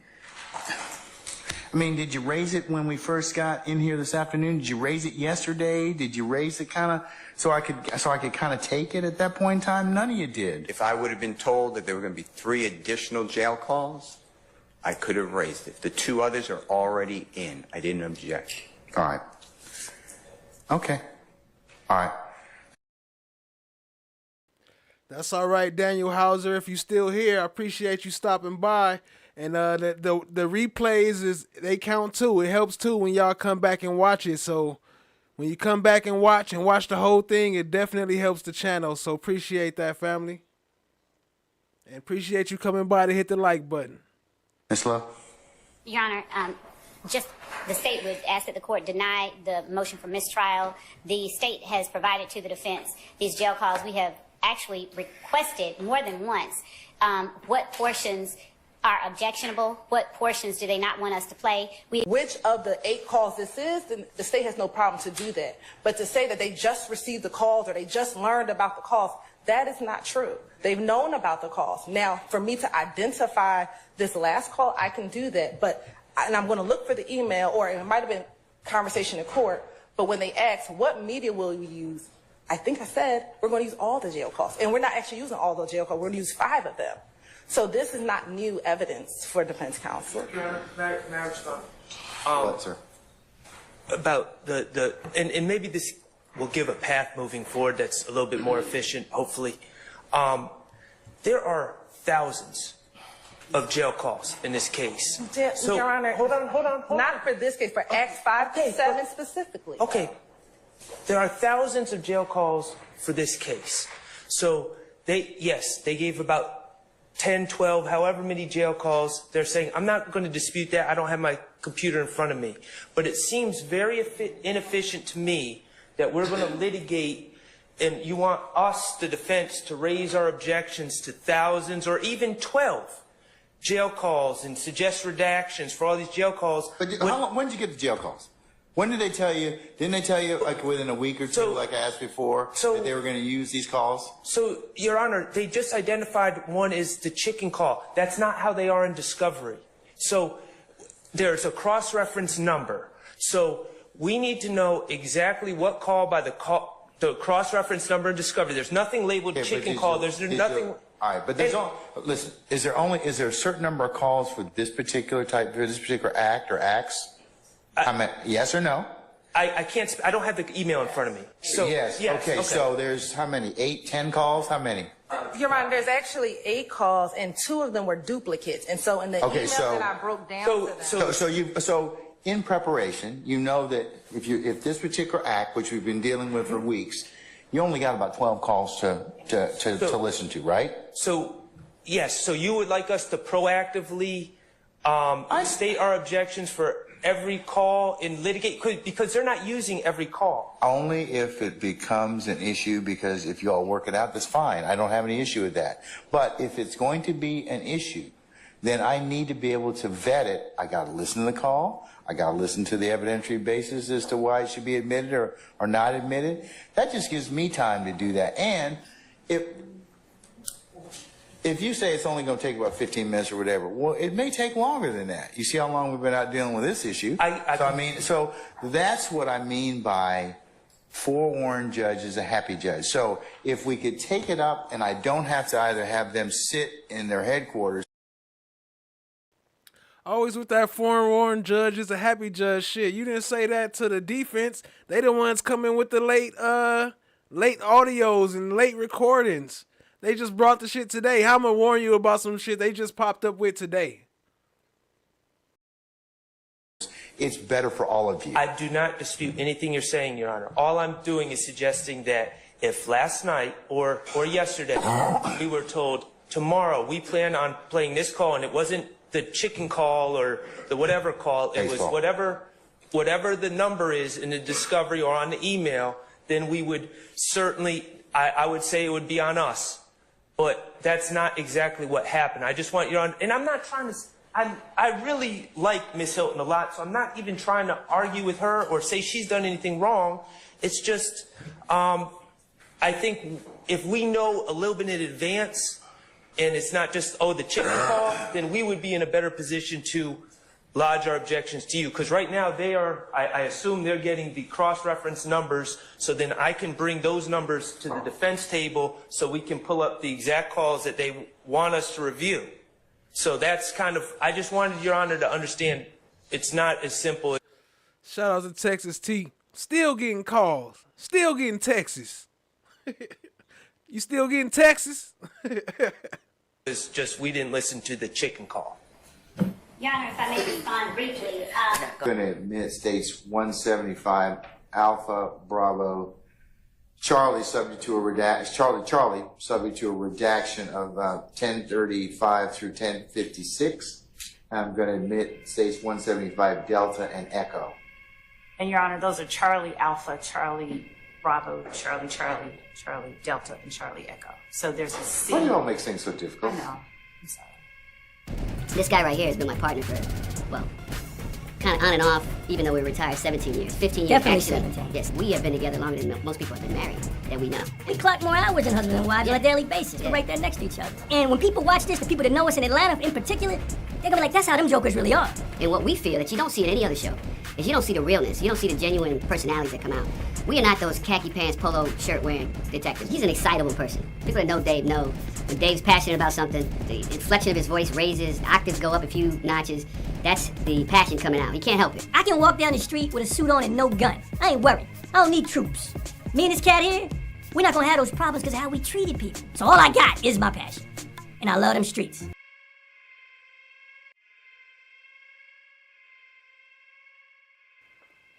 Oh, here we go.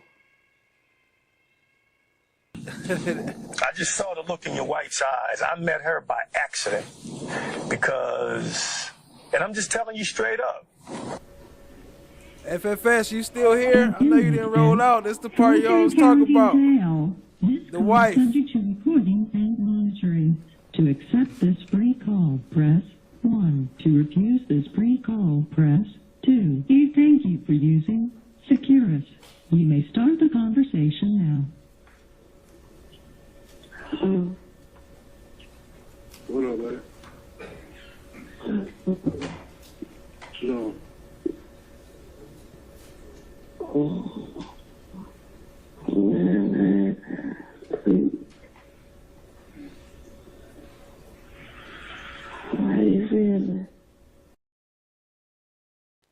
So a little preface. My thought is that Quinn, right, went to see her this day because this is the day he set up a lot of the call stuff, and the next call is different. But listen to this call though. I think Quinn was there.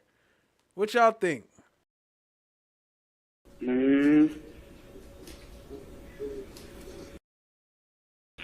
Bunch of bullshit.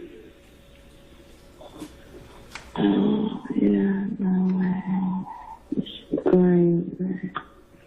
Ain't nothing but the Lord.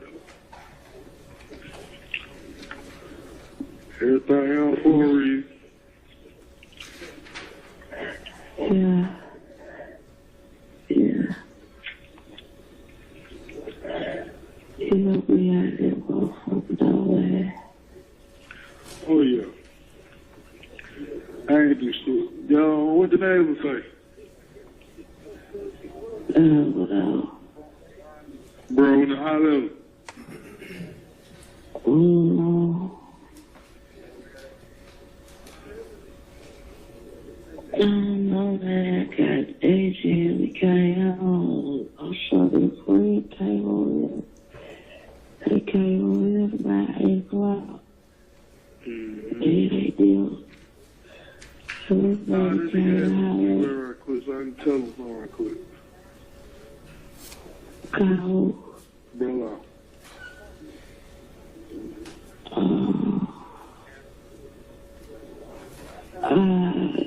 do this shit, I know. go to the contact. Look at your phone and hit contact. And then just scroll down to the name and dial it. Oh, shit.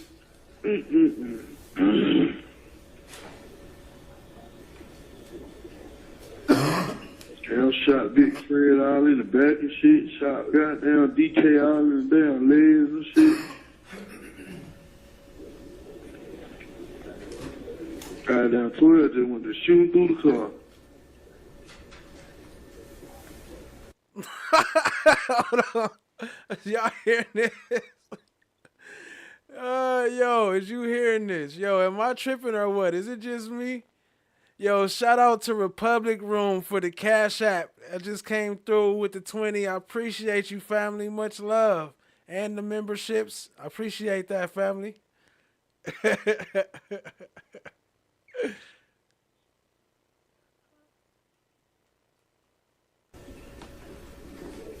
Hello? Hello?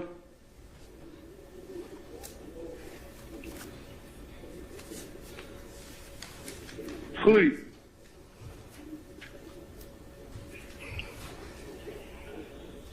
Babe. Yeah. I try to look through phone, you still talking, so you got hold on. Hell no. Don't click up till you pick up, all right? When you dial, don't let them answer the phone before you click back over. I don't like using that shit, man. I ain't got time for this shit. We ain't up. Hold on. Free call. Say I ain't got time for this shit. When I get one going, I ain't gonna be able to make no three-way call.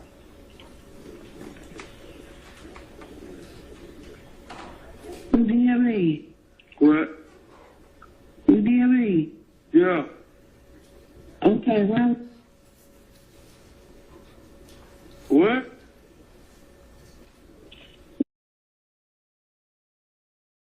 So look, I had to grab some of the chats from that day. Look at the chat messages they playing that day. This is that live that day. Well, I ain't asked how to use the phone. What I'm supposed to do? What you mean? Like press add call and mute the phone. It automatically mute my phone. What you mean add call? You supposed to hit call. No, let's go to cousin first.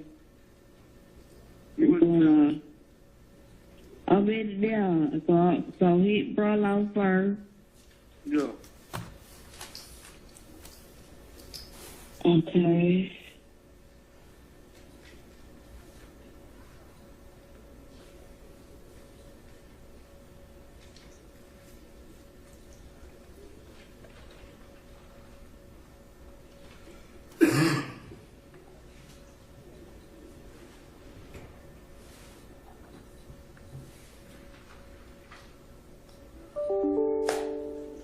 So you got minutes on the phone.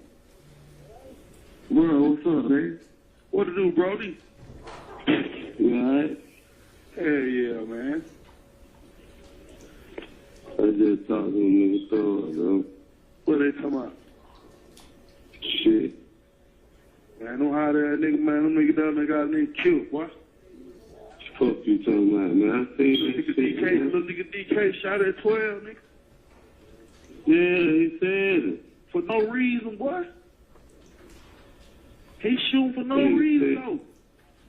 That's why they started shooting that dog. Man, that nigga just started busting for no reason. Call that little young guy there.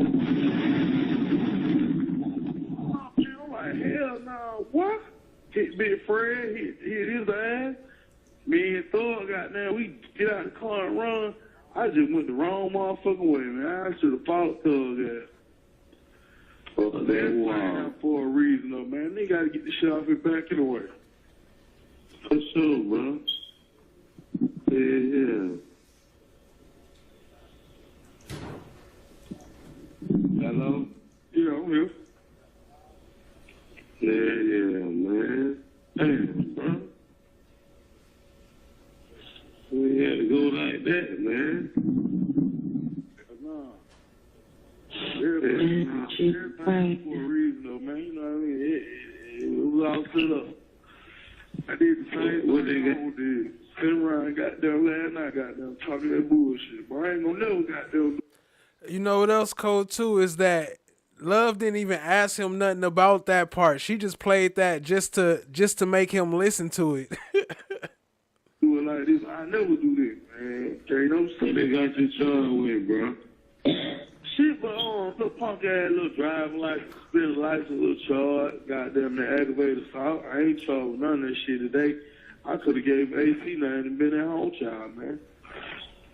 Yeah, that's what I thought you did. I didn't know that I was a victim, man. I had to take out a rod, man, and they was shooting at me, and I was running for my life. For sure, that was something they called goddamn. I ain't see DK them pull out on that boy. All they knew was Red, that nigga Red was trying to rob y'all. Yeah, that's what they said, too. For sure. They just did let that nigga out, though. Around, man. They said let that nigga go, bro. Yeah, they let the nigga go, man. Man, that nigga, he ran. I wasn't too far from him. Nah. He went to Mickey D, nigga. I went from around the laundromat. And this is like a setup call too. If you listening, like, cause old boy that he talking on the phone with, he's saying stuff about YoungThug, but he wrong about what he's saying, and he trying to correct them, correcting them. So it sounded like it was already set up.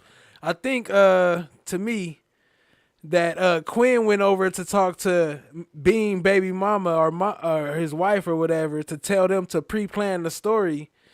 And it sound horrible. The next time they talk on the phone, I got that coming up too. They gonna sound way more clear, like they got the story together. But right here, they just figuring it out, and it ain't coming out clear. Appreciate y'all being here. Hit the like, hit the subscribe, tap in, share with a friend. Two goddamn that Dollar King over there trying to make it over there through Lil Haiti. For Cleveland E, goddamn, went through the top of that, and I will hit Jamal, them old apartments, goddamn, go down there and chill with Big Nick now. No, goddamn, come on, I know, but around me clean over.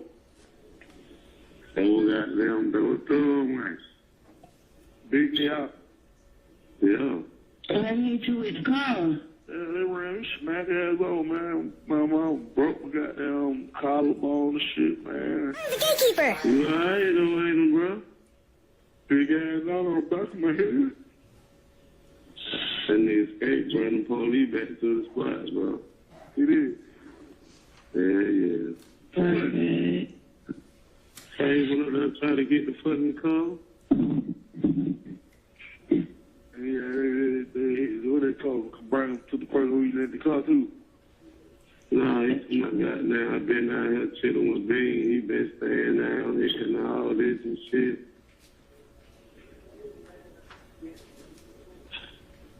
I'm poor car fucked up. Yeah. You don't even look like a nigga to survive in that motherfucker. Yeah, it's a jail car. Man. And also, I missed the part where they blew in the phone. I meant to laugh at that too, but if y'all listen to it again, y'all can hear when they first start talking, somebody just blew in the phone hella loud. This shit breaking news all day long, man. It's like that bitch without news all day long. I'm on the news? Yes, sir. My picture and everything? Nah, he just show you getting the police car. Oh, shit, man. I made the news.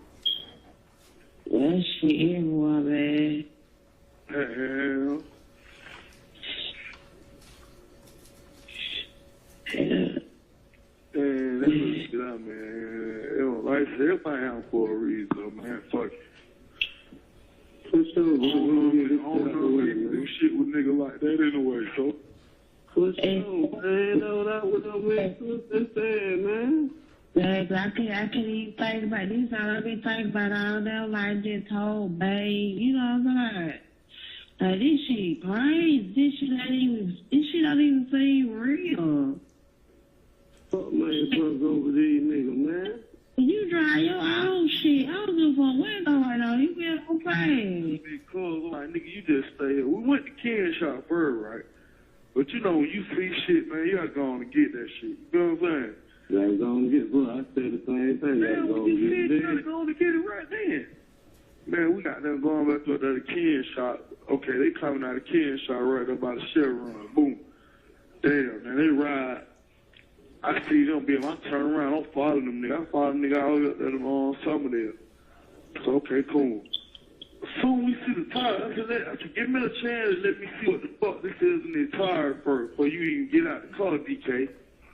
Man, that nigga done hopped out the car, man, when it just started busting. Wow. Quinn got them bag, I turn around, bag up. Niggas was about that time now trying to turn around and get up out that motherfucker. They run and hit me. Boom. Bump the car. I run clean through the goddamn gate, through Summerdale on the opposite side. Boom. He shooting through the car. Boom, boom, boom, boom, boom, boom, boom, boom, boom, boom, boom. Man, I'm talking about, man. I'm talking about, bullet car straight clean through the window, boy, down the light. Like it had went through my head, boy. I guess my head and came out my face, boy. Bullet car clean through that motherfucker. Boom. Then I believe one of them niggas in the back shot Big Cub, man. Big police shot. 12 shit. Big Cub, DK had to shoot that nigga at car. You could tell this was all set up. This whole call was set up. It was planned from before because they wasn't talking like that before. And he know he on recording. And Quinn went over to the house to tell her that he was about to call. 3 shots when I was with the go. And we were jumping them hills and shit. So I was like, damn, boy. After beat the prayer, I'm glad one nigga didn't just hit me in the head to shoot me, boy, because some nigga ran. That nigga thought they got down Big Fred, got out the car, the police shot, they was still shooting. That nigga probably shot Big Cook. Him, Big Fred, and goddamn DK had to scrap. I wouldn't even scrap. My 22 at home and my AR in the trunk. You get that $150 off cup holder, bro. You got that $150 off my cup holder. No, Thug said he had $150 to go buy the ring. No. He said Thug. Now they trying to say Thug took the $150.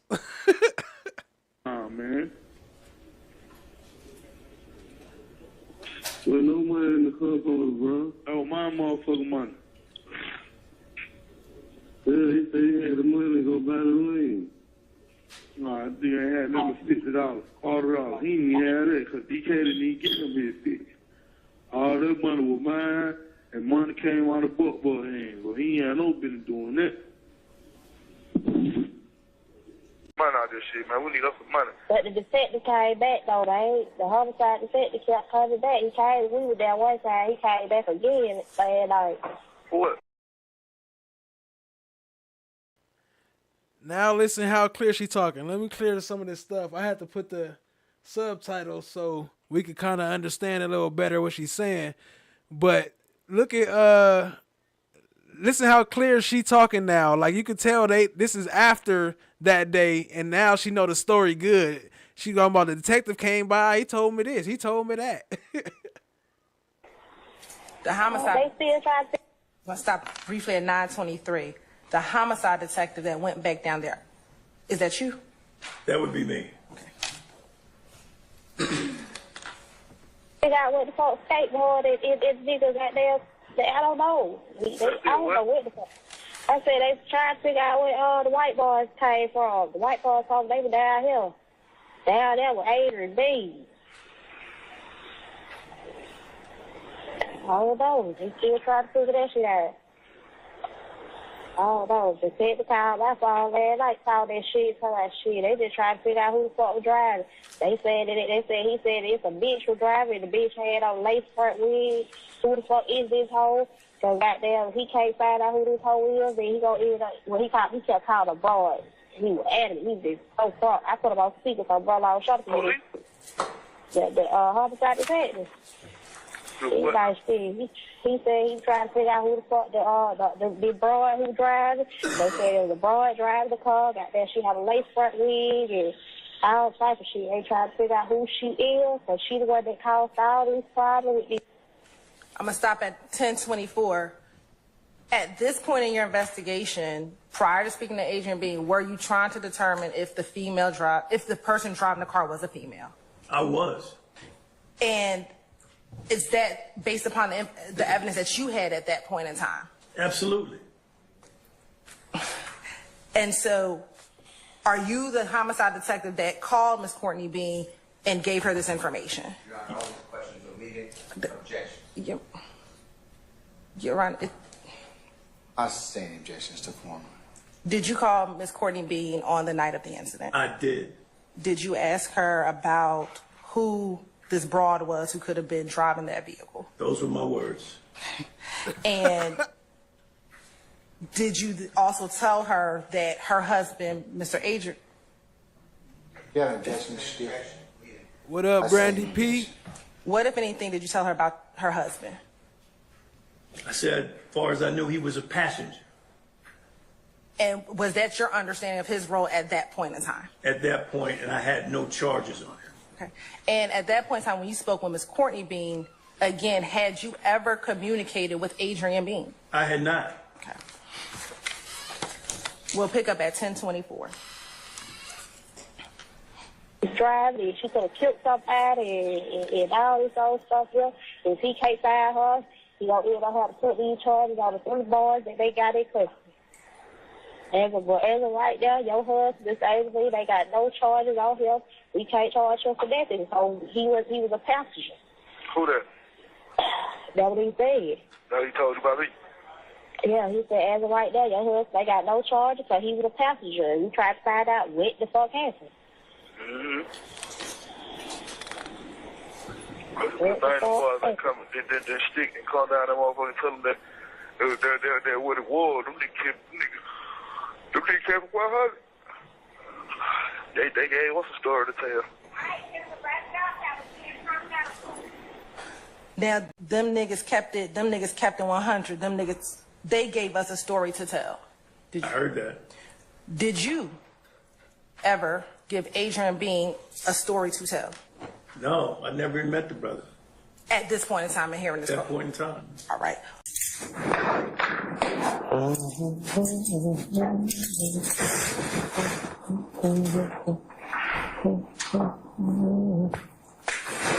Now, so right here, y'all know this audio was kind of horrible, but luckily Quinn carries his handy dandy pocket bubblegum recorder. So we got the clear audio.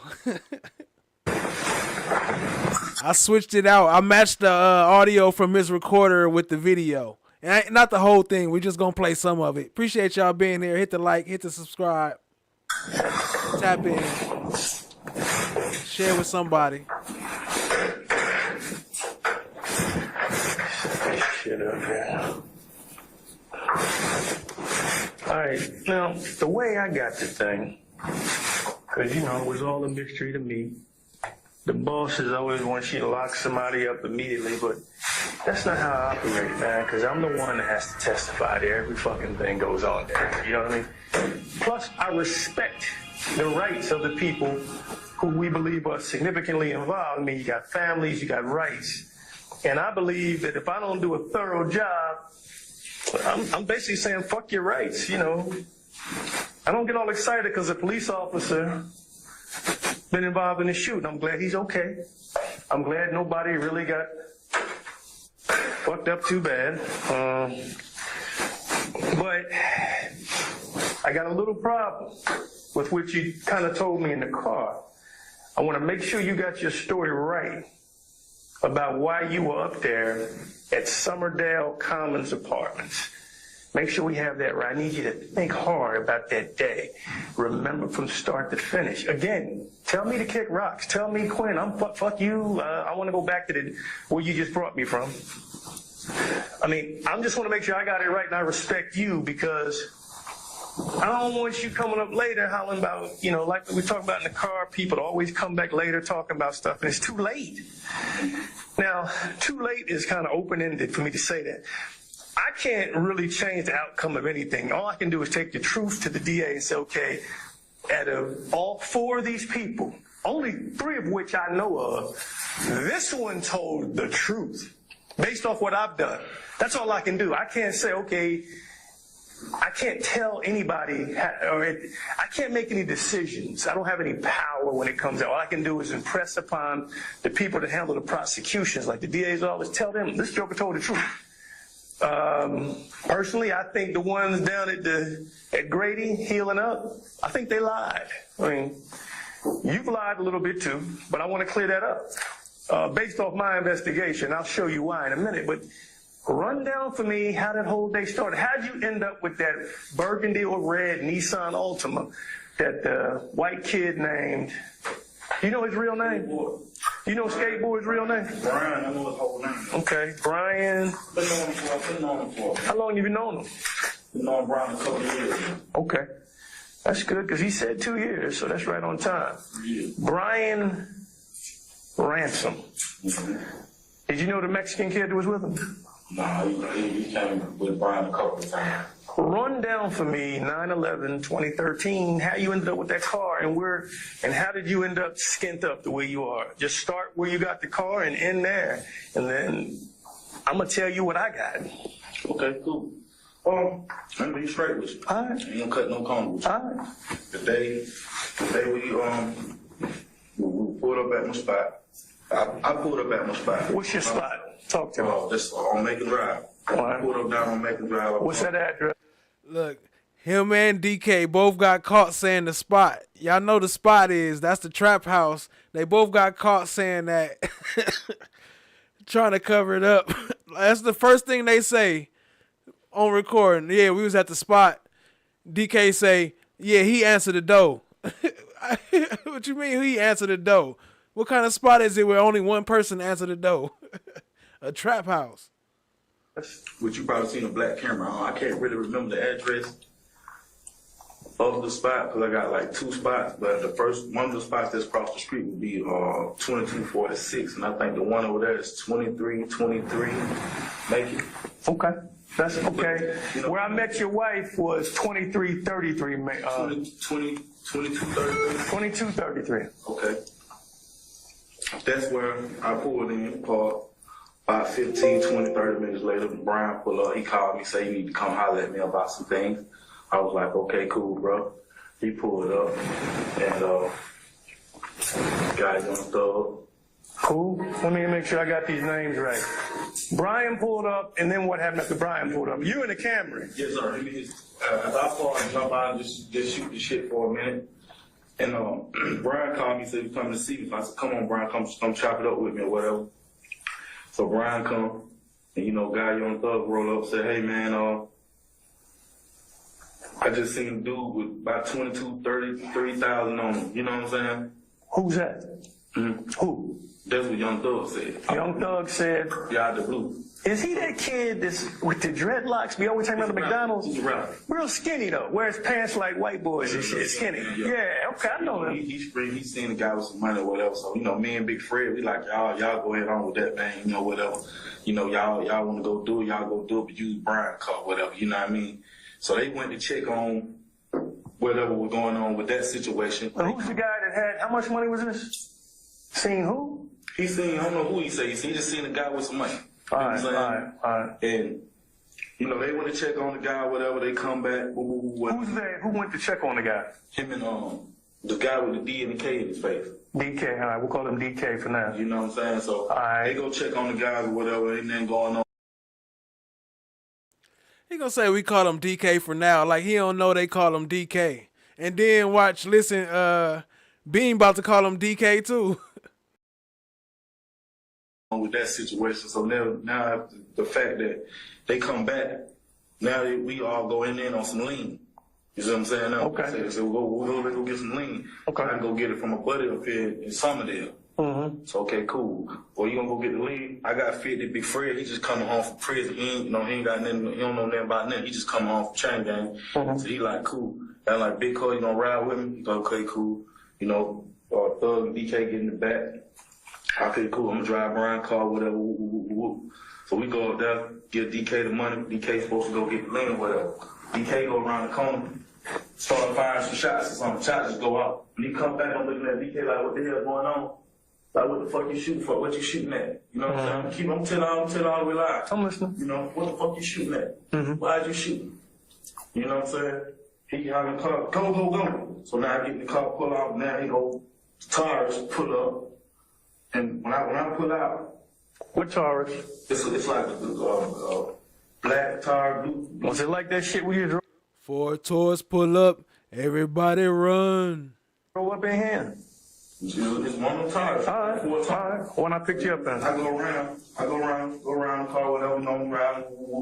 Wait a minute, you went around the car? Because I see this damage on the police car. They saying they got hit by your car. Do you remember that? No, I went around the car.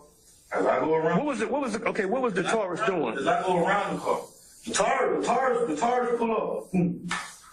He trying to see what's going on as well as I'm trying to see why the All right, this you right here. This your car. Are you, if the parking, you bagged in. So this is the front of the car. You bagged in? I'm bagged in. Taurus coming like this right here. Stop. About right in there, about 2 car lengths up. Okay, cool. I pulls out. As I pulls out, cops already right there with the gun. You see what I'm saying? Mm-hmm. I go around like this right here. So I go around like this right here. As I go around like this here, the cop car hit me. Bump the tail of the car like that right there. I goes out. They shoot. Who? Cop. Mm-hmm. He fired a shot. I go around. Boom. Hit the gate. Boom. Go straight across. Jump on the wall. Boom. Hit the other wall. Boom. Run into the laundromat. After that. Did you see that police car down there at the bottom of the wall? I ain't see no police car. I'm working for the business. I can't work a high-end luxury jewelry. Yeah, I heard the shots though. He said da da da da da da da da, not bow. The cop acting like he only shot one time. I work the luxury jewels department in Neiman Marcus. The cop, Robeson-El / victim, that as we showed earlier today, that he was already in a situation like this before and killed somebody. Well, his partner killed somebody. And so I have to present in uniform as a deterrent. Now, you said that you encountered him. Let me ask you this. About how many times did you see Mr. Williams at Neiman Marcus? After or during this investigation? It's a total of 4 times. Now, let's talk about this first encounter. You said you were sitting on your stool and you saw him and told him to come over here. Did he approach you? He came on over. Okay. And what, if anything, did you say to him when he approached you? I went right into it. I said, listen, I'm working an investigation. Your man Bean, I don't know whether he's your friend or not, but he put your name in that big explosion when the car went into the laundromat up on Cleveland Avenue in Old Hayville. I said, he put you in the car. He says that you even had a gun, you were in the car, and you got away.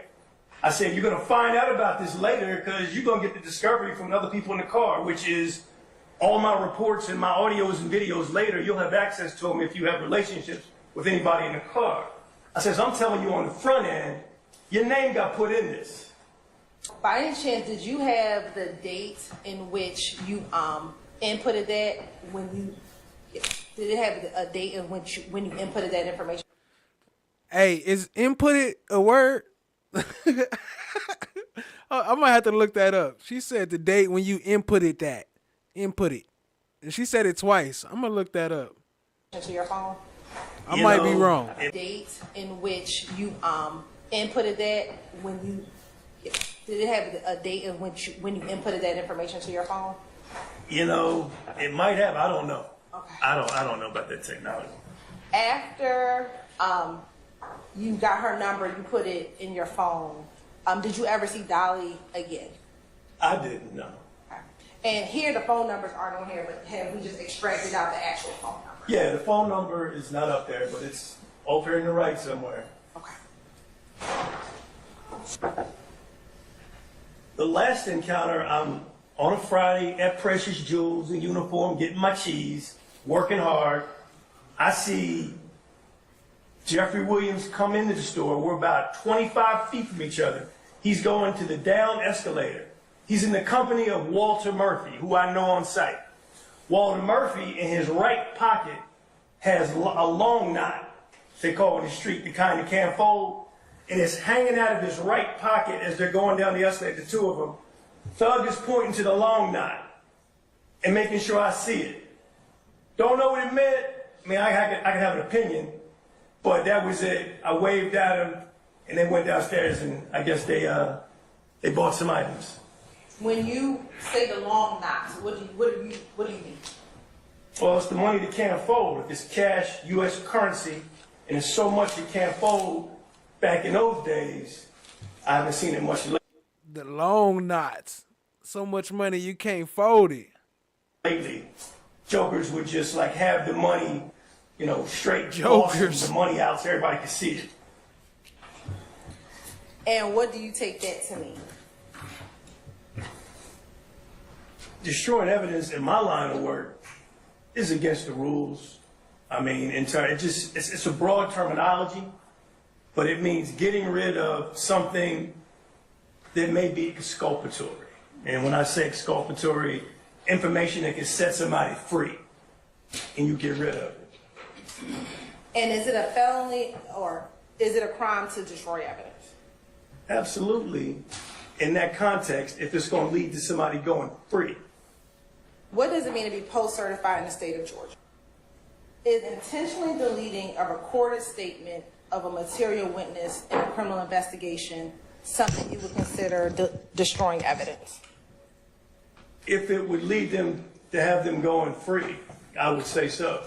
If you're keeping them from their freedom by getting rid of some evidence you don't want in your file or in your presentation of evidence to the state. What happens? They're going to yank your badge and gun and your arrest power until they investigate. They're going to conduct their own investigation. I've never had that issue, so I don't know much about what happens to you. Okay. And given what you just said, have you ever deleted a recorded statement of a material witness in a criminal investigation? Look, she asked him again. She asked him again. I've never. All right, thank you, Sergeant Ingram. All right, Cross wants to go first. Ms. Schardt?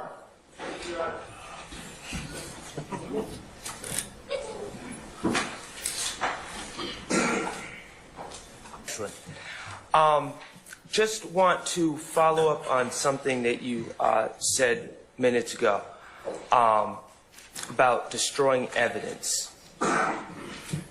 I don't have the transcript. I just have my notes.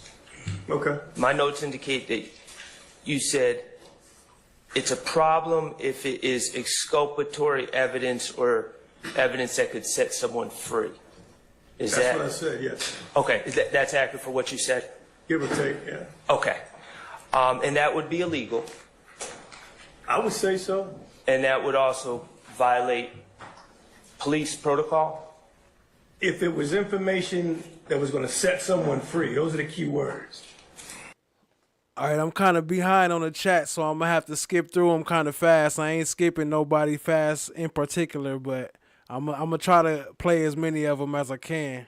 Appreciate y'all being here, family. Hit the like, hit the subscribe, tap in, and share with y'all, mama, sister, your auntie. Tapes can, or written testimony that's going to set someone free is important. That's why it has to be preserved. What about other statements or recordings that wouldn't necessarily set someone free? Would be destroying those recordings still be destroying evidence? I mean, I don't know because I don't have that. I've never had that situation. I know of detectives. I had a feeling Julie was coming around. That's why I had to light up. I see you, Julie. I had to blaze one for you. Appreciate you being here, family. Detectives that will record things and then reduce it to writing when they get back and they don't use the recording. I've seen that. Me personally, I can speak for me. I turn over everything, but I'm not. That's not the hard and fast rule. But the hard and fast rule is any information that's going to set a person free, you can't destroy that. What about a statement that's taken from a witness that you determined to be a lie? What is the appropriate thing to do in that circumstance? So what kind of statement? You talking about audio, written? Audio. Audio, I mean, that's open to the detective or whoever law enforcement official is holding that information. I can only speak for me, and as my practice, I don't. So your testimony is, I understand you're speaking for you. That's all I can do. But as far as protocols and legality, you're not aware of any laws or protocols, APD, standard operating procedures, that would prevent the destruction of an audio statement if the detective determined it to be a lie? Me personally, I can only speak for me. I don't know the city policy word for word. David Quinn Jr., homicide detective, working 19 years in that field, I never destroyed anything. I can't speak for other detectives. I don't know the rules. I don't know all the rules for APD. Okay. You did take a statement, a recorded statement, with your lapel recorder from Mr. Nava Flores on 9/11/13, correct? I did. And in preparation of your testimony and from days ago and also today, yes, sir. You reviewed that recording, correct? I did. And you would agree that at 3 minutes and 36 seconds of this recording, or anywhere on the recording, there's reference to a first statement, and if Mr. Nava Flores wants to clear anything else up from the first statement he gave. I remember that well. Okay, and you would agree that there's, that clearly establishes that there were in fact 2 statements given. Okay, only one given to me. I can't speak to whoever that law enforcement official was that Nava Flores spoke with. It was in the ether, and I didn't know who it was. And I'm going to get back to that, okay? So your testimony today is... It was in the ether. that you only took one statement from Mr. Nava Flores. Yes, and a second written breakdown of all the encounters with Nava Flores, which was contained in my... Hold on. You see him trying to catch himself? I only took one, yeah, and a second written down statement. Supplementals. Okay. And a second who it was. And I'm going to get back to that, okay? So your testimony today is that you only took one statement from Mr. Nava Flores. Yes, and a second written breakdown of all the encounters with Nava Flores, which was contained in my supplementals. Okay, and you're the lead investigator in this case, correct? I'm the quarterback, yeah. Quarterback. Buck stops with you. That's right. I throw the ball, but I can't catch it. Okay. And you acknowledge the importance of police reports for memorializing facts that are learned at the time, correct? Yes, I also acknowledge that it's not an exact science either. And you also acknowledge that police reports are important when you're called to testify about things from 2013 and it's 2024. Absolutely. You blank him, meaning the cat. Absolutely. She says, I don't think I want to blank the cat. Would you, for me, you're going to make this 14-year-old girl perform a sex act on a cat? Absolutely. Absolutely. All right. You wrote a 3-page incident report regarding this case, correct? I don't remember how many pages. But you wrote an incident report? Okay. And then you also wrote a 47-page supplemental incident report outlining your investigation, correct? I did. Okay. This first statement that Mr. Nava Flores gave, I want to ask you as the quarterback, who did he give this statement to? I don't know. I mean, and I can go even further, is that there are a lot of players on the field. But when I heard from someone, some law enforcement, that it was going to be a reported stolen vehicle, which mucks up or throws a monkey wrench in my investigation. Who told you that information? That there was I don't know. It was in the ether. This is in the fog of investigation. Lions, tigers, and bears on mine. That's what was going on out there. And it was something happening. It was something happening out there where it was going to be a reported stolen car with that crashed up car at 126 Cleveland. So I said, when I got up on the hill, I'm like, I need to hear nothing but truth. I don't care whatever he told. It was a litany of law enforcement out there. Okay. Again, the fog of the game. Okay, but the fog didn't make that statement, did it? I don't know who made it. Okay. It was a person. Exactly. And I'm asking you who that person was. I don't know. Okay. Is it in your 47-page report, does it indicate to you who gave you that information? Not at all. Basis. Sustained. Do you have officers and detectives? You're not the only one with a recording device, are you? I don't know. There are people out there, but I don't know what they carry. I don't know how they record information. Okay. Do you have a recording from this initial statement given by Mr. Nava Flores? I do not. Do you have an APD? Yes, sir. Can I say this? Yes. I don't know if it was recorded or was it just a verbal statement. Because verbal statements are statements just like recorded statements. Technology has not changed facts or information. And as far I as see you, Steph JK. You said pass that. APD, they also Anybody want to hit that? Here what's you go. known as written statement forms, correct? Where witnesses can write down a statement. They have that as well. But you can write a statement on a paper plate. I mean, it doesn't have to be on anything in particular. There's no ceremony to a statement. Do you have a paper plate with Mr. Nava Flores' statement, original statement written on it? Not on this case, but in my career, working 19 years, somebody did write me a statement on a paper plate. That's all we had back in 2001, if you want a literal example. Well, I'm just focusing on this case. So you do not have a paper plate with Mr. Nava Flores' statement written on it? What about a written statement form used by APD? Do you have a written statement form with Mr. Nava Flores' original statement? I do not. Okay.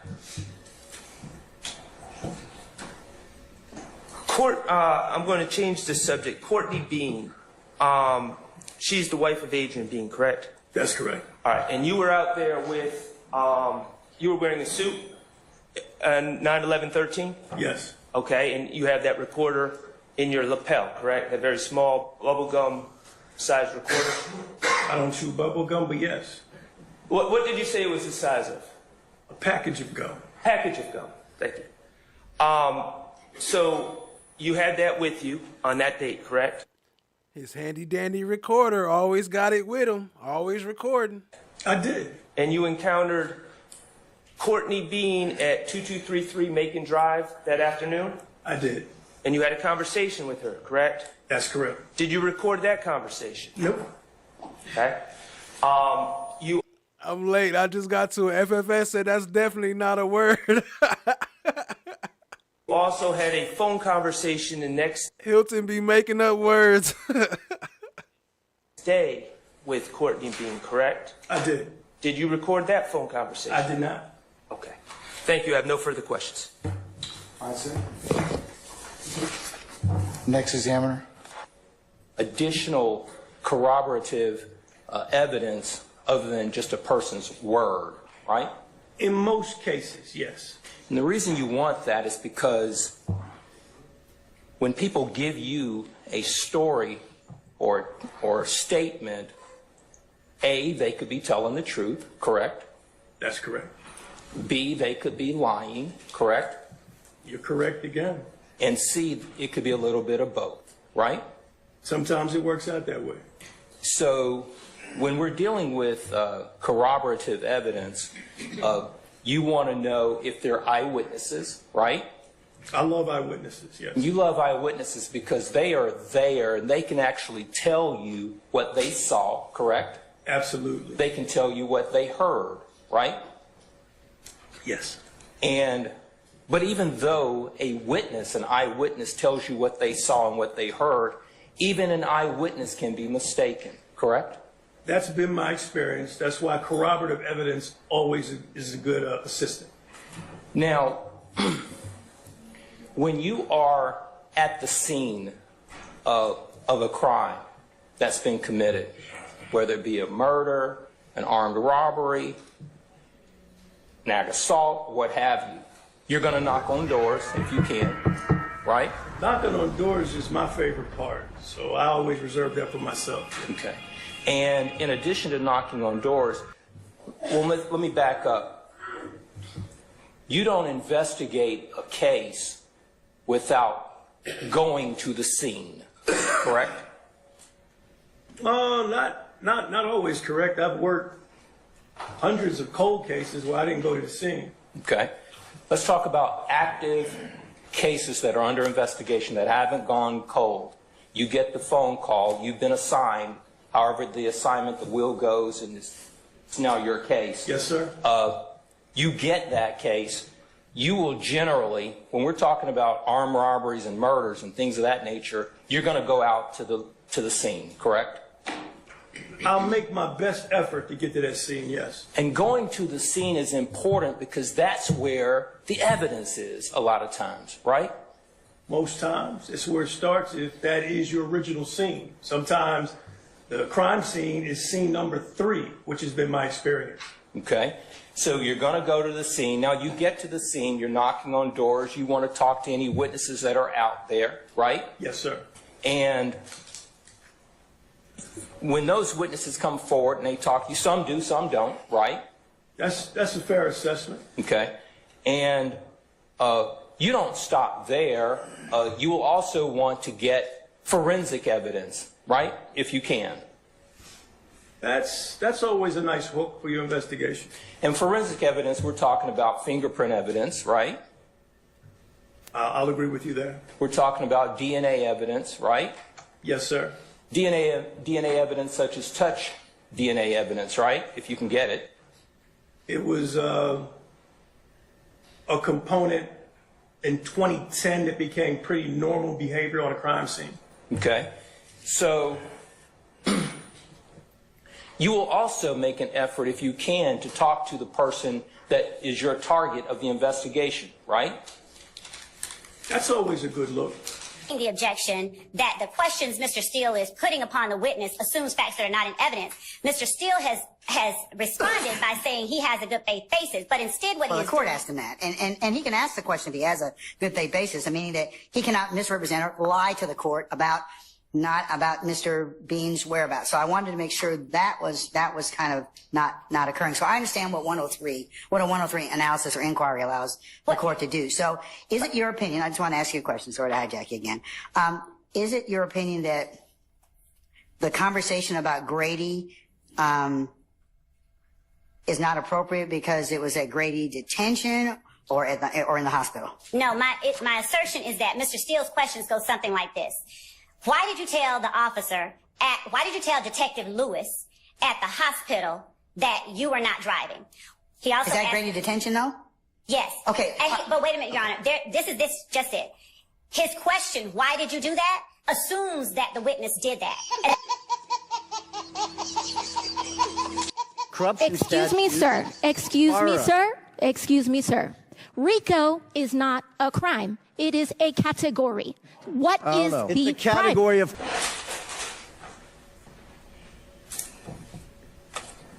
What is the crime? RICO is not a crime. It is a category. You can't lock them all up for RICO. What's the crime? How are you, sir? Mr. Steele, what's up? Good to see you, sir. It's always a pleasure. Talking about Adrian Bean, September 11th, 2013, at the area where he's arrested. Okay, I'm with you. Near the laundromat. Fair to say, as far as you know, gets hit by the police car, the undercover police car, the tourist, taken into custody, correct? Yes, sir. All right. And when he is taken into custody, just to be solid and just to make sure it's pure, he is taken from that scene to Grady Hospital. Is that fair to say? Yes. Okay. And from Grady Hospital, he eventually makes his way over to the Fulton County Jail. Yes, sir. All right. Now, when Mr. Bean, and if you need to see anything, just let us know. Yes, sir. Okay. When Mr. Bean tells you 6 days later, it's September 17, 2013, that he had lied to the detective when he first spoke with them, you remember something? I may not be quoting, but something to that effect? I mean, you're paraphrasing, but I know where you're going. But, I mean, I'm trying to be fair. That's... Yeah, that's fair. I mean, we don't have to, like, bring it up or show me or anything. Okay. Now, do you know who he spoke with? When I say he, Mr. Bean spoke with prior to speaking with you? Not at all. Do you know what the location of this interrogation, interview, meeting, whatever you want to call it? I can only assume, which, I don't think I can even say what it would assume unless you want me to. Well, assumptions don't help. So. Oh, they help in this situation, I think. Well, do you know? How about Nope. that? All right. Do you know what questions were asked of Mr. Bean? I know nothing because no one gave me anything in written form or verbal form for me to evaluate. Or recording, I guess. Right? Correct. And I think it's obvious now, but you don't know the answers given. I don't. All right.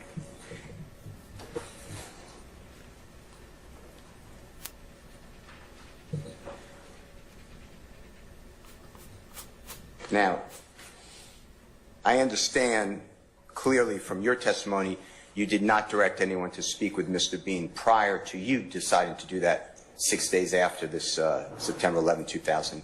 Oh, yeah, I wanted it to be me. All right.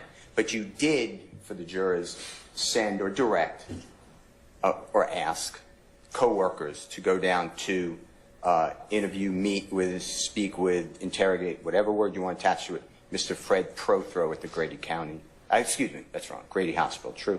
Yeah, not just Fred Prothro, Walter Murphy as well. I was about to get to him. And the two people you sent, if you remember, co-workers of yours, Detective Lewis? That's correct. Detective, Tracy. I'm sorry. That's Tracy Lewis. Detective Calhoun. Yes. And do you know whether the meeting with Mr. Fred Prothro was recorded by Detective Calhoun at the Grady Hospital on September 11, 2013? He gave me a written statement. I don't remember a recording. It may have been. I don't remember. Okay. Is there anything that you have in front of you that would refresh your memory? And if not? No. Okay. Do you know whether Detective Tracy Lewis, when she met with Walter Murphy, recorded? Can I say something? Of course. I remember. It's been 10 years. I'm going to be 60 soon. So Calhoun recorded something. Tracy reduced whatever verbal was told to her by Murphy and recorded it on a written statement that she prepared and gave to me. All right. And as far as you know, Detective Tracy Lewis did not record the meeting with Mr. Walter Murphy?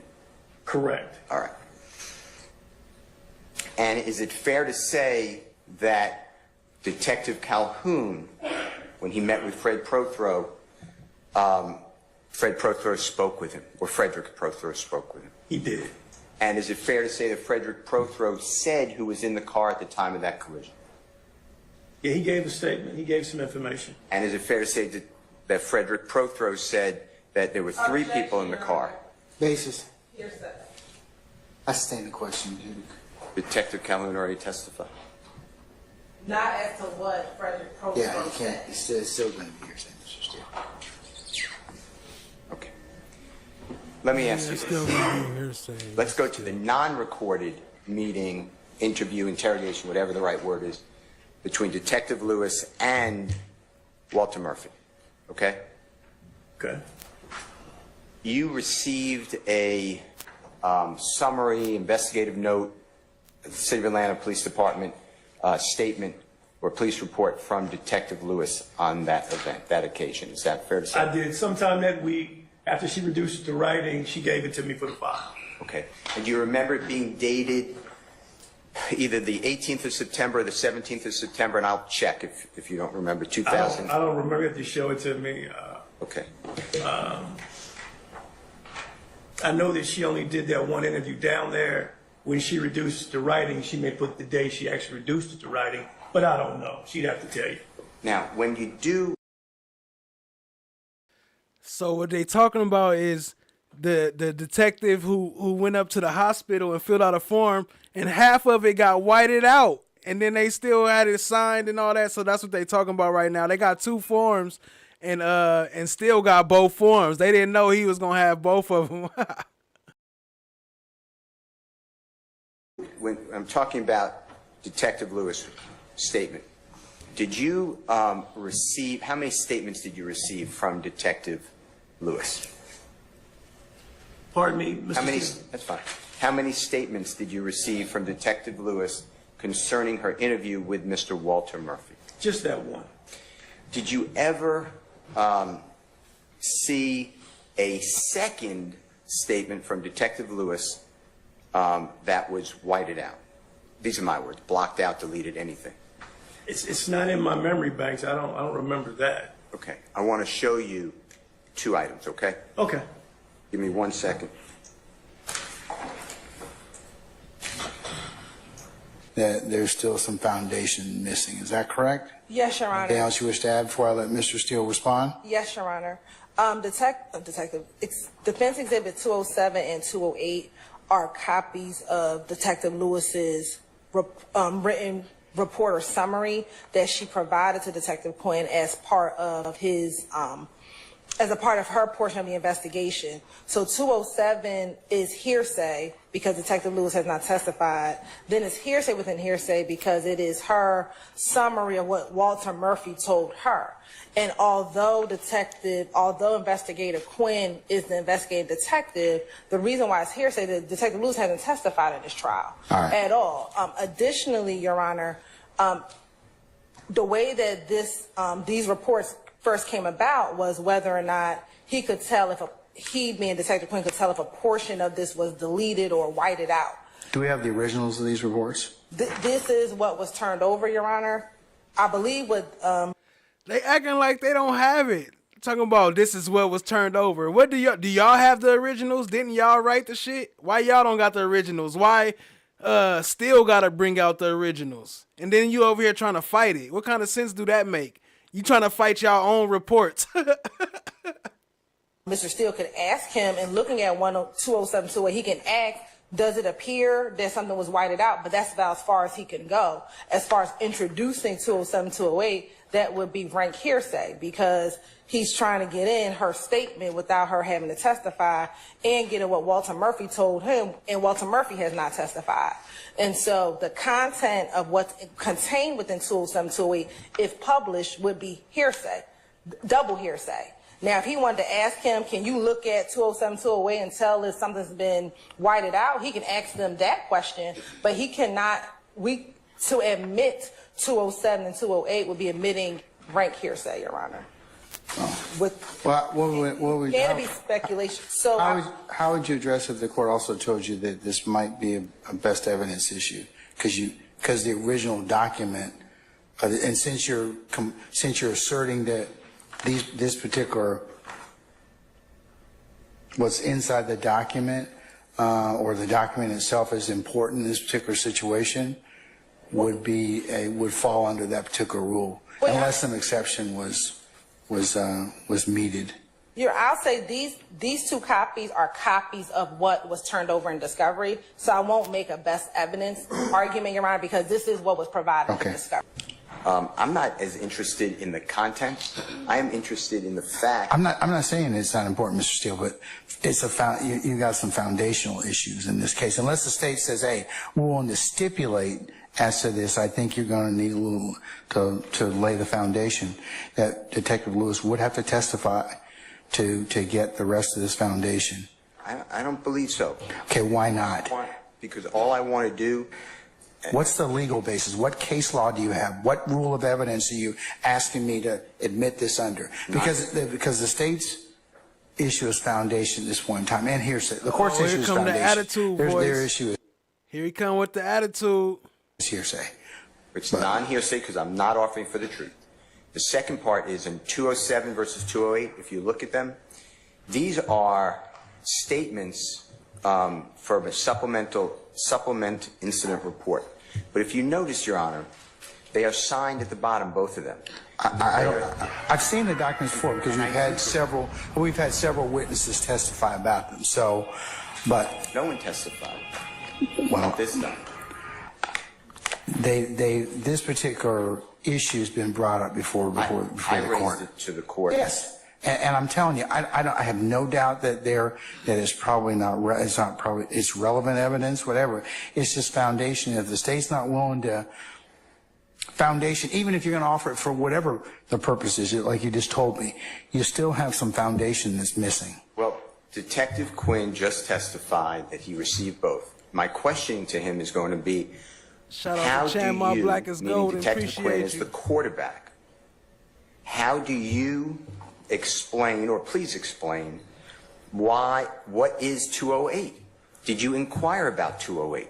I'm not as interested in the content as I am that the fact that 208 is a different document than 207. It cuts off, deleted, I don't know. I'm going to ask him. Yet it's signed as being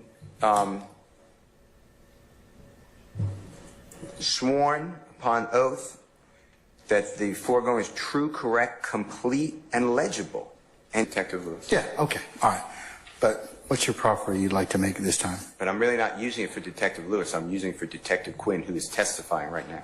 But it's still a foundational issue, Mr. Steele. If you want to admit the documents to ask those questions that you're asking about, it's still a foundation. But foundation for whom? Detective Lewis. I mean, because she's the one that took the statements, and she's the one who was in the best position to.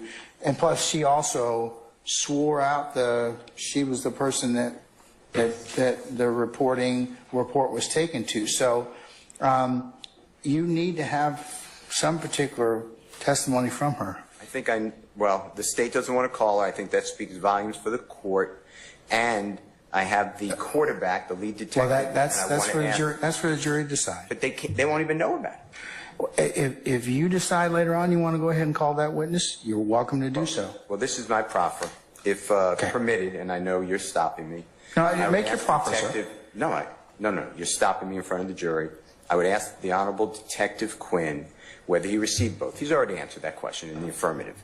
I was going to then ask him, they're both signed. Yes, I was going to ask him to read above the signature that it's true, complete, and correct. All right, the documents would have to be admitted in order for you to ask them those questions, correct? Yeah, well, you admitted them, but yes. Well, they'd have to be admitted. Yes. So, all right, I'm going to still sustain the state's objection. I will go ahead and for the purposes for your discussion, they've been identified, but I won't admit them in front of a jury at this point in time. And subject to more foundation. Okay. The documents 207, 208, defense exhibits Williams have been identified have not been admitted as of yet, subject to more foundation. And your proffer's been noted. All right. Detective, in front of you is Mr. Williams, number 207 and 208. Yes, sir. Would you do me a favor? Is it typical when you were with the City of Atlanta, 2013, to have a form such as found in, let's say, 208, Mr. Williams 208? Is that a typical form? When you say form, are you talking about a statement form or? Yeah, the supplemental incident report, narrative only. Now he don't know what a form is. When you say form, you mean like a paper form or like, you know, like a formation, like, you know what I'm saying, like a football move or something? Is that something that's used? This is customarily with a detective that assisted me. They would reduce whatever they did on my scene or in furtherance of my investigation. They'd reduce it to this written documentation, yes. And at the bottom was a typical 2013, it might be your whole career, but I'm interested, obviously. September 2013, for officers to sign with the pledge, the undersigned being duly sworn upon his or her oath, deposes and states that the foregoing is true, correct, complete, and legible to the best of his or her knowledge and belief. Is that something that's often used on police incident reports in City of Atlanta? Yeah, I've seen it, yes. And then once and you tell us, once the report is filled out, you know, the person has the report typed in, is that when the person generally signs the report that it's on their oath that it's true and correct? I don't know exactly how everyone handles that. Some don't even sign it. A lot of times they'll just write their name in there. Okay. Type it on in. It's not hard and fast, but that is sworn testimony. This is what I got for you, Detective Quinn. And then is it usually looked at by a supervisor or a coworker? A sergeant, which is the first line supervisor for most detectives. Okay.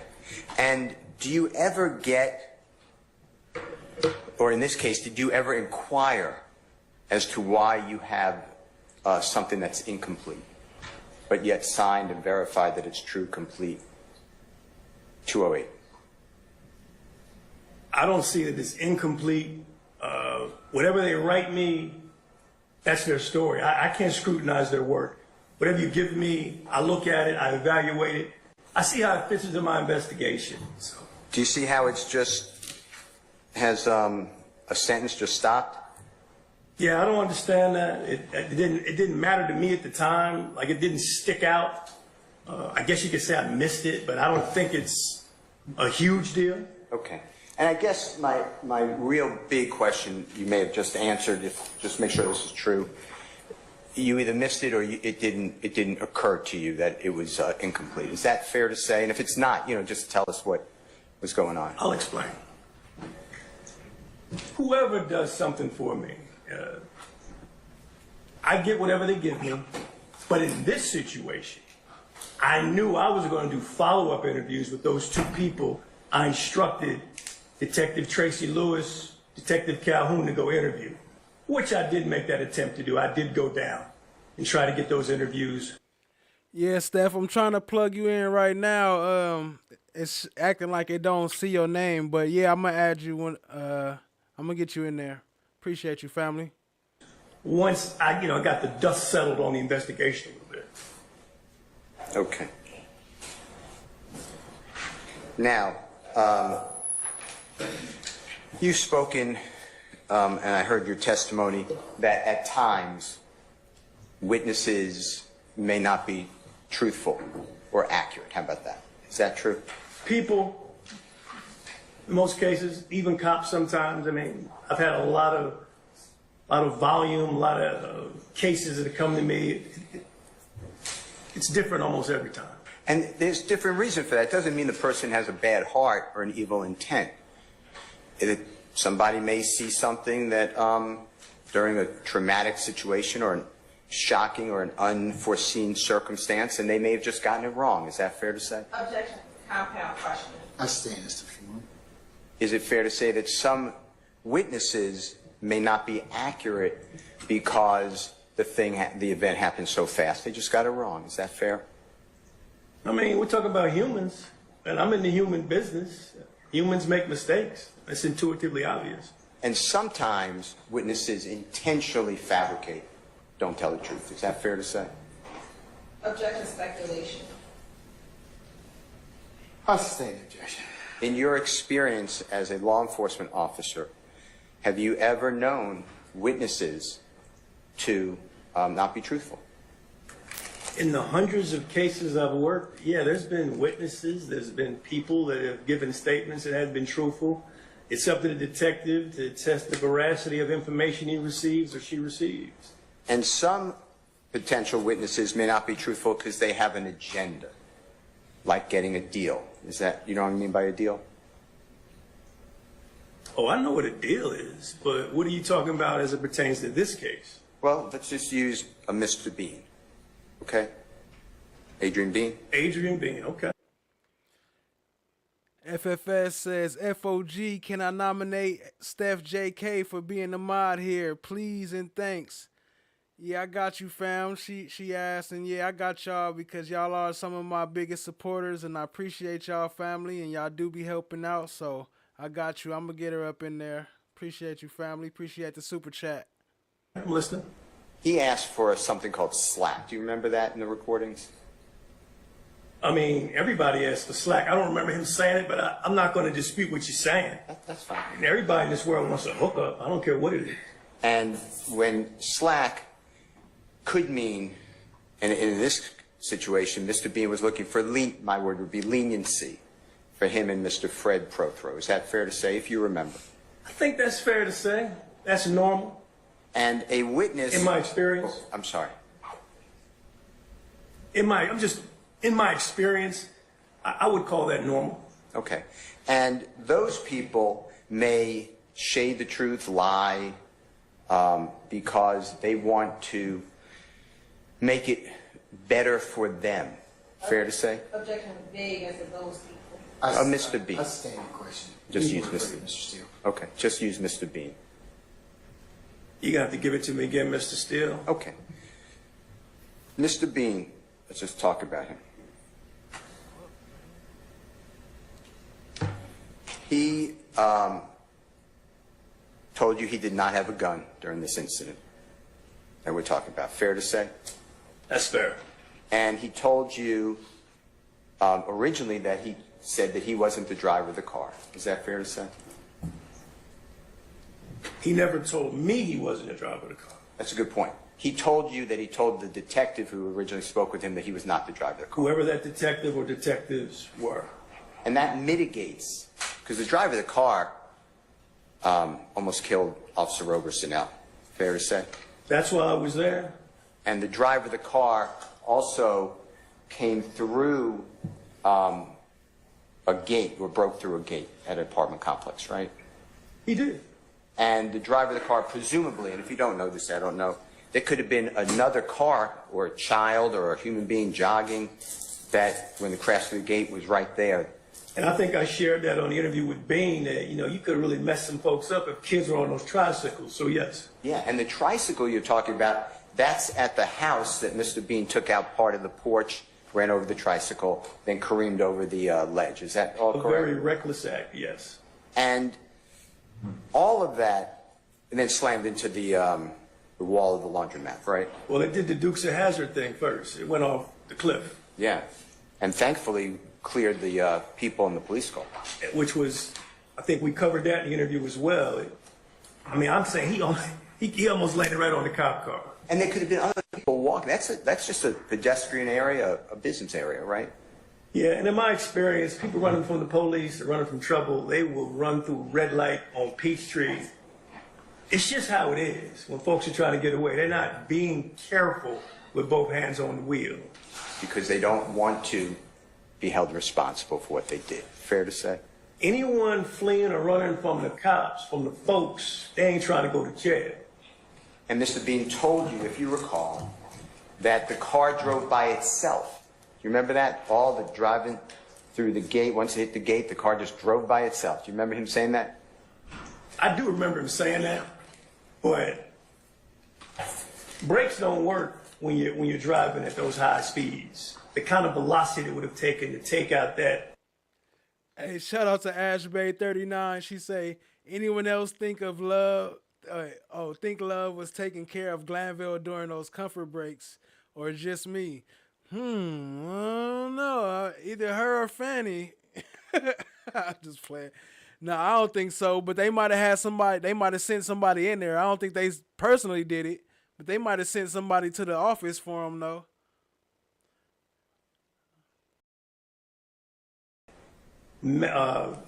Metal gate, controlled access gate.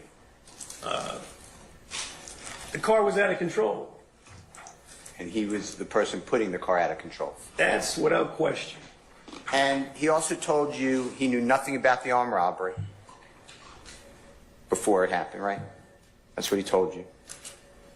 You talking about in the beginning of the statement? Yeah. The beginning of our statement when we were together inside homicide? Yeah, don't you remember all the statement that... Talking about the lien deal? Exactly. Yeah. And yeah, he was minimizing his exposure. He talked about buying some cough syrup, drank, whatever they call it. And do you remember him also telling you that he never saw the officer, Robeson-El, who was right at the car? You remember him telling you that? And you remember, if you watched the video, I said I didn't believe it. No, I'm not criticizing you at all. I'm saying that's what Mr. Bean would say. Absolutely. He was, I don't want to use the word lie, but he was not being forthright. Fair to say? Yeah, I would say so. Most people hold on to something.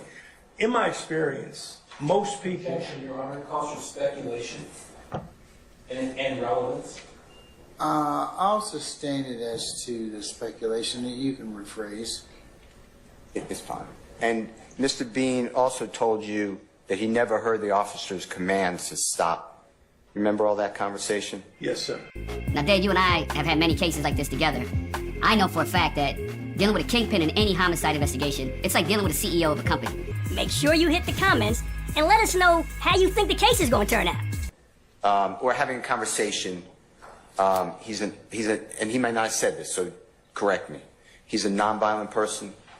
Y'all heard Quinn. He said, make sure you hit the comments and let us know how you think the case is going to turn out. And while you're at it, hit the like, hit the subscribe, tap in, and share with a friend. Let me bring up Jack so he can dance for y'all. He need to dance. I ain't got enough subscription. I'm going to bring up Jack to dance for y'all. He dancing for subscriptions. You're probably paraphrasing, but yeah, he's not into the wet work.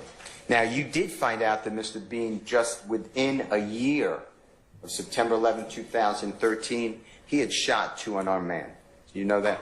I never looked into that investigation. I plugged my ears whenever I heard it because that was a case I knew nothing about. It didn't interest me. My main concern, my focus was understanding why the officer used deadly force on 9/11/2013. Is it potentially violent to shoot 2 unarmed people? I mean, I think it's obvious. Anytime you shoot a human, unless it's self-defense, I don't see, and that's another thing. I don't know what that situation was. Was it self-defense? I don't know. All right. So let's talk, if you don't mind, help the jurors to understand. I'd like you to explain a couple of things, if you don't mind. Yes, sir. Now, it's clear to me that this, and I'm not saying this is the biggest scene you ever had, but this was an involved scene. You have the apartment complex where Officer Robeson-El has to discharge his weapon. He's almost killed. The other 2 officers are put in jeopardy because their car is slammed into. That's one area. That's fair. You have a second scene where, and I'll show you the photos if you need them. The car takes out part of the porch of the house and rides over the tricycle and goes through the fence with the barbed wire and goes off the landing. That's the second area. That's of interest, right? You're on it. And then the third area is a little more involved, but it starts with the slamming of the vehicle, the 2004 Nissan Altima, into the side and the people fleeing from that vehicle. So those are the things that, fortunately for you, That was your task, right? You had to figure out all three of these scenes. Fair to say? It's fair to say. All right. And part of that is I want to talk with you about if you could tell the jury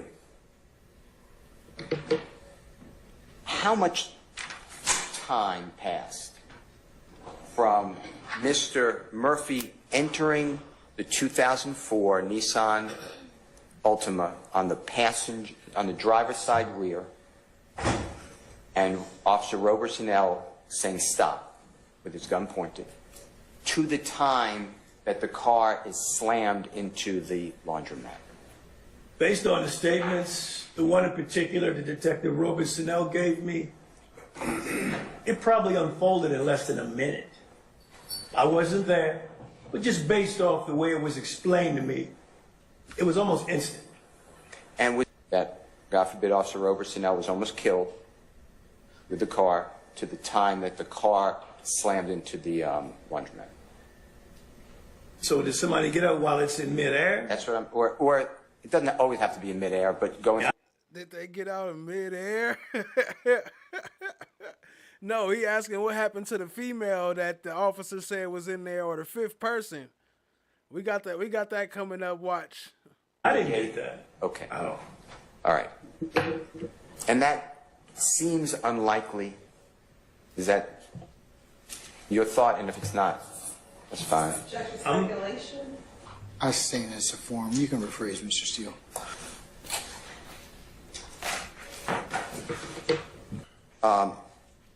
She has two of them in white shirts. Fair to say? That's what it says. And then, do you remember Mr. Walter Murphy wearing a red shirt? I remember that, yes. From the statement given by Detective Robeson-El and Booker Higgins. And do you and he was taken in custody. Okay. And I wasn't there for that. And do you remember Mr. Bean wearing a blue shirt?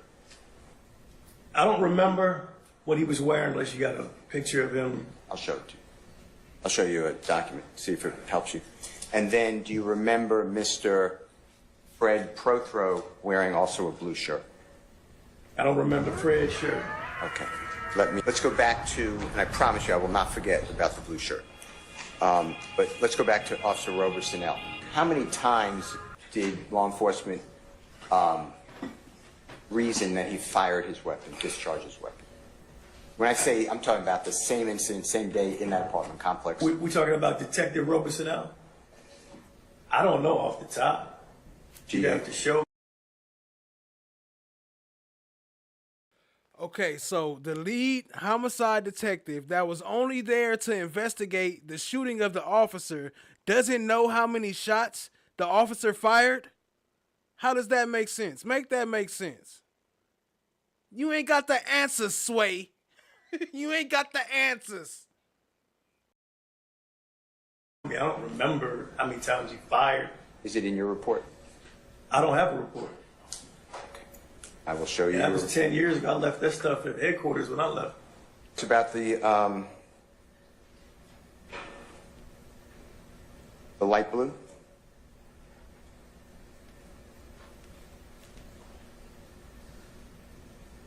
Yeah, the first sentence on page 2 okay. indicates light blue. Okay. It says in light blue. Right. Doesn't say whether or not it's a shirt or not, just in light blue. Okay. Once it hit, there's like about 4, maybe 5 black males exited that vehicle. So he say 4, maybe 5, right? I know there was one that was closer to me because basically it's just like a quick reaction. I just jumped out the vehicle. My trainee jumped out the vehicle. The closest guy I grabbed by the collar of his shirt that was in the car. Okay. So there were 3 people, right? I only saw 3 people. He say 3. I can honestly say that I'm not saying it wasn't more people. I only saw 3. You saw 3 people? Yes. Okay. And you're right up on the car? Yes. Okay. And so, okay, and you pursued two of them that went towards defense, I guess, right? Right. All right. What color shirts were those two wearing? So it was 4 males. 2 of them had on white shirts. Okay. All right. And there were additional 2 who remained or were by the vehicle. Is that correct? I don't know. You don't remember? It was 4 males. 2 of them had on white shirts, and 2 males, if I'm not mistaken, ran. Okay. All right. So the ones that had on the white shirts, were those the ones that stayed there by the car? I'm not sure. Okay. 4, 2 had on white shirts. She say 4, right? And then where the white shirts come from? Didn't nobody have white shirts? Bean had on a blue shirt. Frederick Pertho had on a blue shirt. Walter Murphy had on a red shirt. You know where the white shirts came from? That was a story that Quinn made up. If you listen to him and Nava Flores recording again that I played earlier, they talked about the white shirt. That's where the white shirt came in at. And the bouncy hair. That's where that came from too. Before the call that we played on the last show. The 911 calls. Let me ask you something very specific then. The one that was on the ground, the one that you referenced had the D tattooed on his forehead. What color was his shirt? I'm not sure. You don't remember? No. Okay. You remember anybody wearing a red shirt, ma'am? I'm not sure. You don't know? I don't remember. How about a blue shirt? Remember anyone wearing a blue shirt? I can't recall. No? Okay. Is that, you're now looking at States 28, Charlie. Does that look like, again, the vehicle that you were in? Yes, sir. Okay, and where's the damage on that vehicle? That would be the right front, the right left side. Front. Okay, all right. I had to play that again. Right front. The right, left, front, right, left side. How about a blue shirt? Remember anyone wearing a blue shirt? I can't recall. No? I'm going to play a little bit of her because, hey, look. Her testimony is crazy. I had to play a little bit of hers again, a little bit more. Then we almost up out of here, family. Appreciate y'all being here. Hit the like, hit the subscribe, tap in, share with a friend. Is that, does that look like, again, the vehicle that you were in? Yes, sir. Okay, and where's the damage on that vehicle? That would be the right front, the right left side. Front. Okay, all right. Looking from this. Okay, so it would be the driver's side. Let me just say it's the driver's side. Yes, ma'am. Front bumper. Okay. And that damage came after you were impacted by the red vehicle. Okay.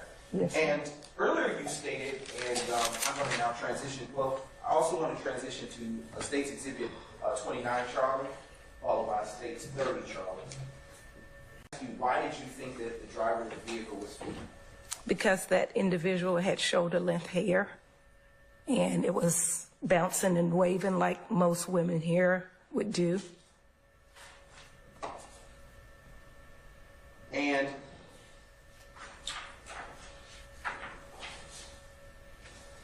all right, earlier you stated that the vehicle, the reddish vehicle, eventually, after impacting the vehicle you were in, left the apartment complex. Yes, sir. Did you all follow it? Absolutely. And can you please tell the jury what, if anything, happened as you followed?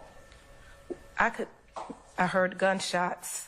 We ended up leaving Investigator Robeson behind and fleeing after the felon suspect that was operating the vehicle. Like it was indicated before, they bombarded the gate hinges.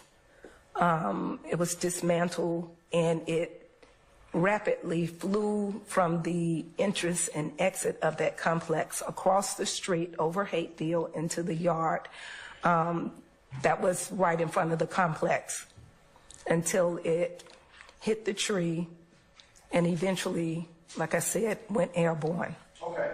And I want to now show you what has previously been marked as States Exhibits 19, which will be followed by States 21, 22. Just a brief indulgence, Your Honor. Yes, sir.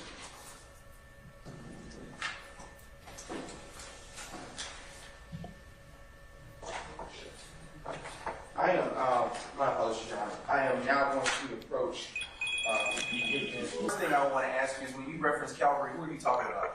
other APD officers that we called to assist us for help. And did they come? Absolutely, praise God. Okay. And so now I want to go back you've walked us through.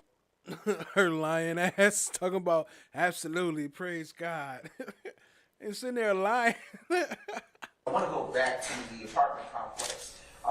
After you saw the individual, the black male in the red T-shirt, as you described, running, pointing the firearm, can you tell the jury if you saw at that time any other person? There were other people in the car, yes. Well, did you see any other persons running? Just that particular one. And a curious question, around what portion of the day? Was it afternoon, morning, or evening? I believe it was still morning. Was it? And after you saw the individual with the red T-shirt and the firearm running, what, if anything, where did they go? They jumped into a reddish car that was being backed into the parking space there, still in the parking complex. Sorry. Did you see the red vehicle prior to seeing the individual in the red shirt? I didn't. Okay. From what side of the apartment complex did you see this red vehicle when it finally showed up?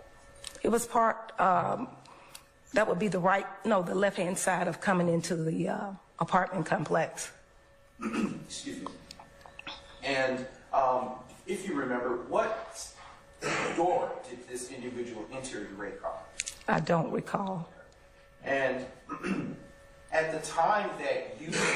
I don't recall. saw this individual enter the red vehicle, did any of you get out of the vehicle? No, sir. Only Investigator Robeson-El. And what, if anything, do you recall him doing after exiting the vehicle? He shouted police, and there was other conversation, but I wasn't able to make out what that was. And why weren't you able to make out what that was? I was still in the backseat of the vehicle, being tossed around like a rag doll. Okay. Now, I want to ask you about that. Were you strapped in? Unfortunately, no, sir. All right. And on that day that you were being tossed around like a rag doll, what was happening that was causing you to be tossed around? There was a lot of commotion, and when we got struck by the reddish vehicle, it knocked me to the floorboard. And even in the flight of trying to keep up with that car when it exited the complex, we were going at a high rate of speed. About how many times was the vehicle that you were in impacted by the reddish vehicle? One time. Okay. Did that impact to the front bumper of your vehicle leave any damage? It did. Okay. And I see that you're wearing glasses today, which are very nice. Do you normally wear glasses? No, sir, I don't. Were you wearing glasses on September 11, 2013? No, sir. Were you wearing corrective lenses at that time? Contacts? No, sir, I wasn't. Do you ever wear contacts? No, sir. Okay. And before you were impacted by the vehicle, by the reddish vehicle containing the individual in the red shirt, were you able to see into the reddish car? No, sir. Were you able to? Would you be able to say how many people were in that red car? 3 to 4. Okay. And how would you be able to say that you saw that 3 to 4 people in the reddish car? Number of heads from the chest up. Okay. Okay. Is it fair to say that this was a fast-moving circumstance? Too fast, yes, sir. Okay.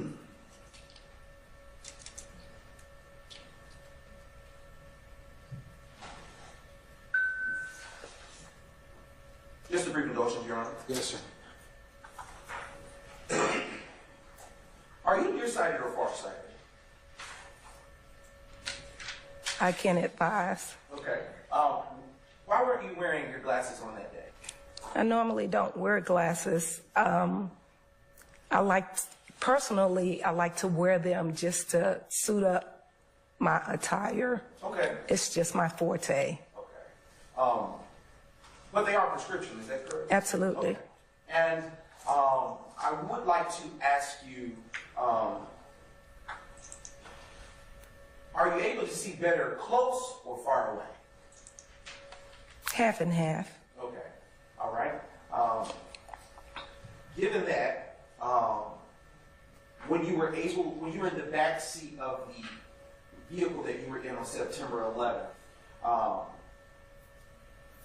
at what point, if at all, did you ever notice that there were foreheads? Before or after you were impacted by it? Objection to mischaracterization of the testimony. I sustain the objection.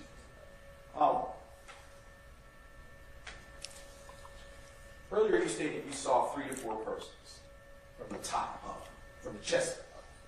At what? So I just started a poll to see if y'all want to do a bonus video. If y'all want to watch Glanville earlier in front of the commission board, or if you want to watch Antravia, her testimony from earlier today.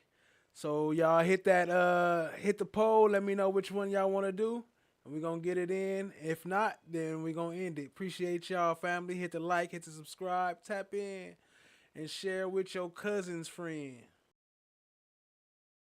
What point did you make that observation? Once L jumped out to engage, to make an engagement. Were you able to make out any further descriptions of the persons that you saw inside the vehicle? The driver.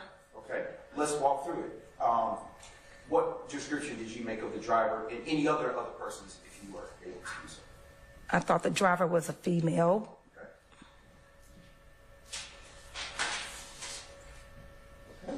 And earlier you stated that you were impacted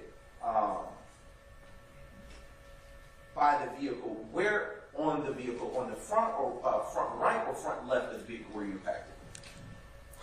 I believe it was the left rear. Appreciate the donation, family. Shout out to the super chat from FFS. And did y'all hear that? This was before he showed the picture, but she said the left rear, and it's the front. First is the front, left, side, back, side to side, giving it up to the day we die. And then now she's talking about the rear. Okay. On the vehicle, on the front or front right or front left of the vehicle were you impacted? I believe it was the left rear. Okay. Okay. I'm now going to show you what has already been previously admitted as State's Exhibit 28 Charlie. And just a brief indulgence. I see a Toyota Tundra, green in color. Let that vehicle inside. It's going to be the owner. He can access the video footage for us. So as y'all remember, they've been asking everybody, where's the tapes at? Where's the tapes at? Where's the recordings at? Where's the video? They acting like they didn't have no video, but here's proof that they had the video. Your Honor, with the court's permission, that is stopped at 7:32. And then, if you, Honorable Ms. Knight, can you go to 8:25 if you don't mind? Same exhibit, Your Honor. Video at the laundromat. And we're talking again, it's been a long time. We're talking about September 11, 2013, Adrian Bean slamming into the side of the laundromat. That's the 126 Cleveland Avenue address. I remember that. Okay. And if we show you what's already been marked and admitted as Mr. Williams number 144 and for Nissan vehicle. Can you see that item? Man, I see something fuzzy up here underneath this green awning right here. Yes. Yeah. Right underneath it. And do you recognize that as a surveillance video camera? I do now. All right. And then if you go to Mr. Williams 116, Mr. Kokomo, just another angle of that same photograph. It's already in evidence.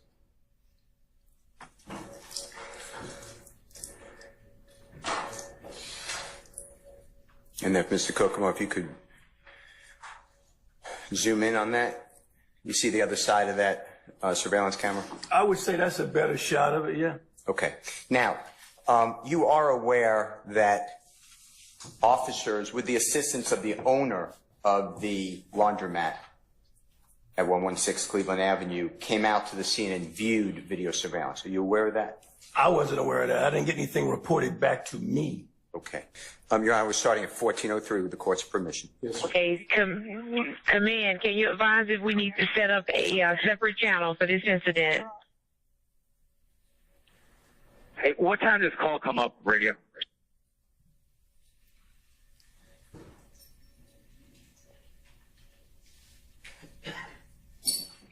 Okay, the original call or when the 63 came up? This is 63. We're trying to watch the video right now to get a good time frame. Stand by. 26.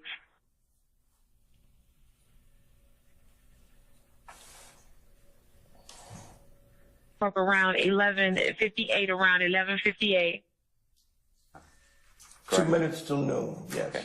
Now, you were, to be fair to you, nobody reported this to you, that they were watching the video. And I believe, based upon that, but you correct me if I'm wrong, that's why you didn't have the video secured, saved, correct? I knew nothing of a video on this case. Okay. All right. Or Mr. Steele, anything? No, Your Honor. All right. May we permanently or temporarily excuse Detective Retired Quinn? Permanently, Your Honor. All right, Detective Quinn, thank you for coming in. Please don't discuss your testimony with anybody except the attorneys in this case. Okay, sir? Thank you, Judge. All right, thank you.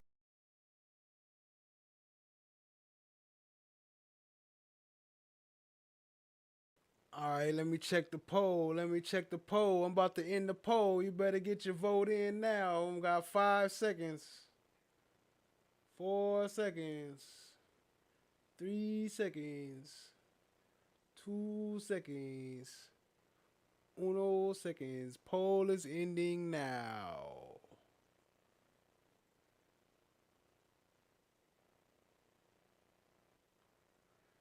Oh shit, I can't see who won. Cause this thing is in the way.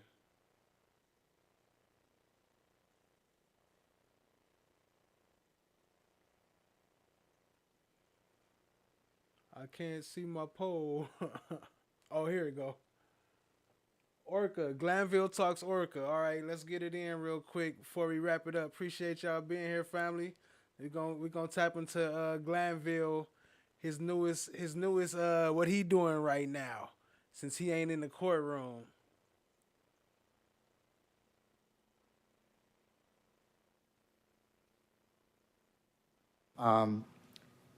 Big picture. We started out with nearly 16,000 cases at the beginning of the pandemic, and you can Shout see out from to the Julie. numbers that have been Appreciate you, presented, family, for we this. have closed out nearly 17,000 cases, exceeding the original target. However, the target has changed to a little over 18,000 as the pandemic-era cases have been indicted by our district attorney and assigned to Superior Court. So we have more work to do, and we acknowledge that. But what this number doesn't reflect is that for about 30 months during the pandemic, we couldn't hold any jury trials. And then when we came back in 23, at the beginning of the first quarter, we started holding trials in 1C, and we could probably eke out about one trial a week for the entirety of our 20 judges. And then went for more and more as the end of the year progressed. We were able to get more trials back on track. So if y'all remember Project Orca, that's what Fannie was fighting in the commission boards for trying to get more money. And we got Arlington too. So our successes in terms of what we started in May of 23 was a consolidated criminal jury calendar, and that's resulted in the disposition of about 160 serious felony cases through July of this year. And those are handled primarily by our senior judges and staff. So that's Judge Emerson, Judge Dempsey, Judge Altman, Judge Grubbs, Judge Goger, and Judge Newkirk. The way that those cases get on the calendar is that Judge McBurney and the case management team and the ORCA team have gone ahead and they put together and we solicit from our judges those cases that are trial ready. So those cases that where motions have already been done and they are ready and ready to proceed to go to trial. So our senior judges allow us to handle those cases, and so we can also handle cases on our criminal and civil calendars. We've also, what this reflects is we've held night court several days a week to address bond hearings. So we've had over 11,000 bond hearings from March of 2022 through July of this year. And we brought in judges pro tem, and slide for you now is starting at civil. There's 221 open cases and 98 active or stayed cases. And what stayed cases mean are, those are cases that for some reason, such as one of the parties. So they talking about how many cases is open and how good they've been doing since COVID with all the money they've been getting. So they still under fire. Filed a bankruptcy, and I can't do anything with it until that case clears or I've been given permission by the bankruptcy trustee to try that case. Also, these are reflect some of our business court cases who traditionally take longer because there's more discovery, more involvement, and those cases are we consider to be complex, and they're extended for extended periods, usually at the request of the parties. The third category of family and domestic represents more than half of the remaining domestic cases are open child support cases. Now, in 2019, we had a change in the statute of OCGA 9-1-41 Echo, which basically does two things. One, cases that are over 5 years old, and these are child support or other cases, they have to be dismissed. And for those cases that are under 5 years old, we're required to put those on a calendar and give all the parties due process. Meaning, so we notice them, we give them an opportunity to seek counsel, and and the like with the crime lab, and also just the availability of attorneys. As you all know, we have a lot of significant multi-co-defendant cases in Fulton County, much different than many other parts in the state. And when you have number of lawyers being utilized in a particular case, like for example the case I was involved in, those lawyers are not available to do other cases or more complex cases. So that's what that 875 reflects. But we are working those particular cases, and my colleagues are trying to, as much as they can, counter those and get explanations as to why those particular cases are not trial ready at that point in time, and to keep the onus on the parties so that we can go ahead and clear those cases. Of other note, just in our numbers each year, I know that Commissioner Ellis, you asked me a little earlier, asked me your average cases in the state, so 23.6 is probably low. As you all know, that specifically Fulton County handles anything involving our constitutional officers, such as the governor or any of the other elected statewide officers. Any appeals from any state agencies are heard specifically in Fulton County. Cases involving MARTA are heard in Fulton County, and the like. So those are cases that no other jurisdiction but us handles. I've gotten my way through the slide. Haven't responded. We have a sense of that we've got non-responsive, folks out there that are just. Yes, sir. I mean, if you don't respond, there's a bench warrant out there for you. So yes, and I can't tell you the percentage of how many people that are bench warranted or have, are in that particular status. So we bench warrant you, and then we put you on judicial hold so that we so that we don't have to account for that particular case at that point in time. But it's still a case that has to be resolved. I guess what I'm asking about is are those the majority of these cases, or is that the minority of these cases, or? Without kind of doing a little more research, I'm gonna surmise and say they're probably the majority of those cases. Probably the majority? Yes. Okay, so competency and others are probably not that high. No, they're probably smaller. If I had to speculate that, yes, they'd be I mean, it just would be interesting to know it in terms of like what's within the span of your control, whether somebody's picked up, not really within the span of your control. Yeah. Some of these others are not fully within your span of control, but they are controllable, more controllable, if you will. And due to your this board's assistance, we now have the competency docket, which Right. Judge Ingram Okay. shepherds, and that's part of one judge being able to kind of get all the players together and follow those cases a lot more effectively. So, And then last question on that, 875, do we have any sense of how many of those are jailed within our system? David, do you know? We'd have to Okay. get you that breakdown, sir. Okay. All right. No further questions. Thank you.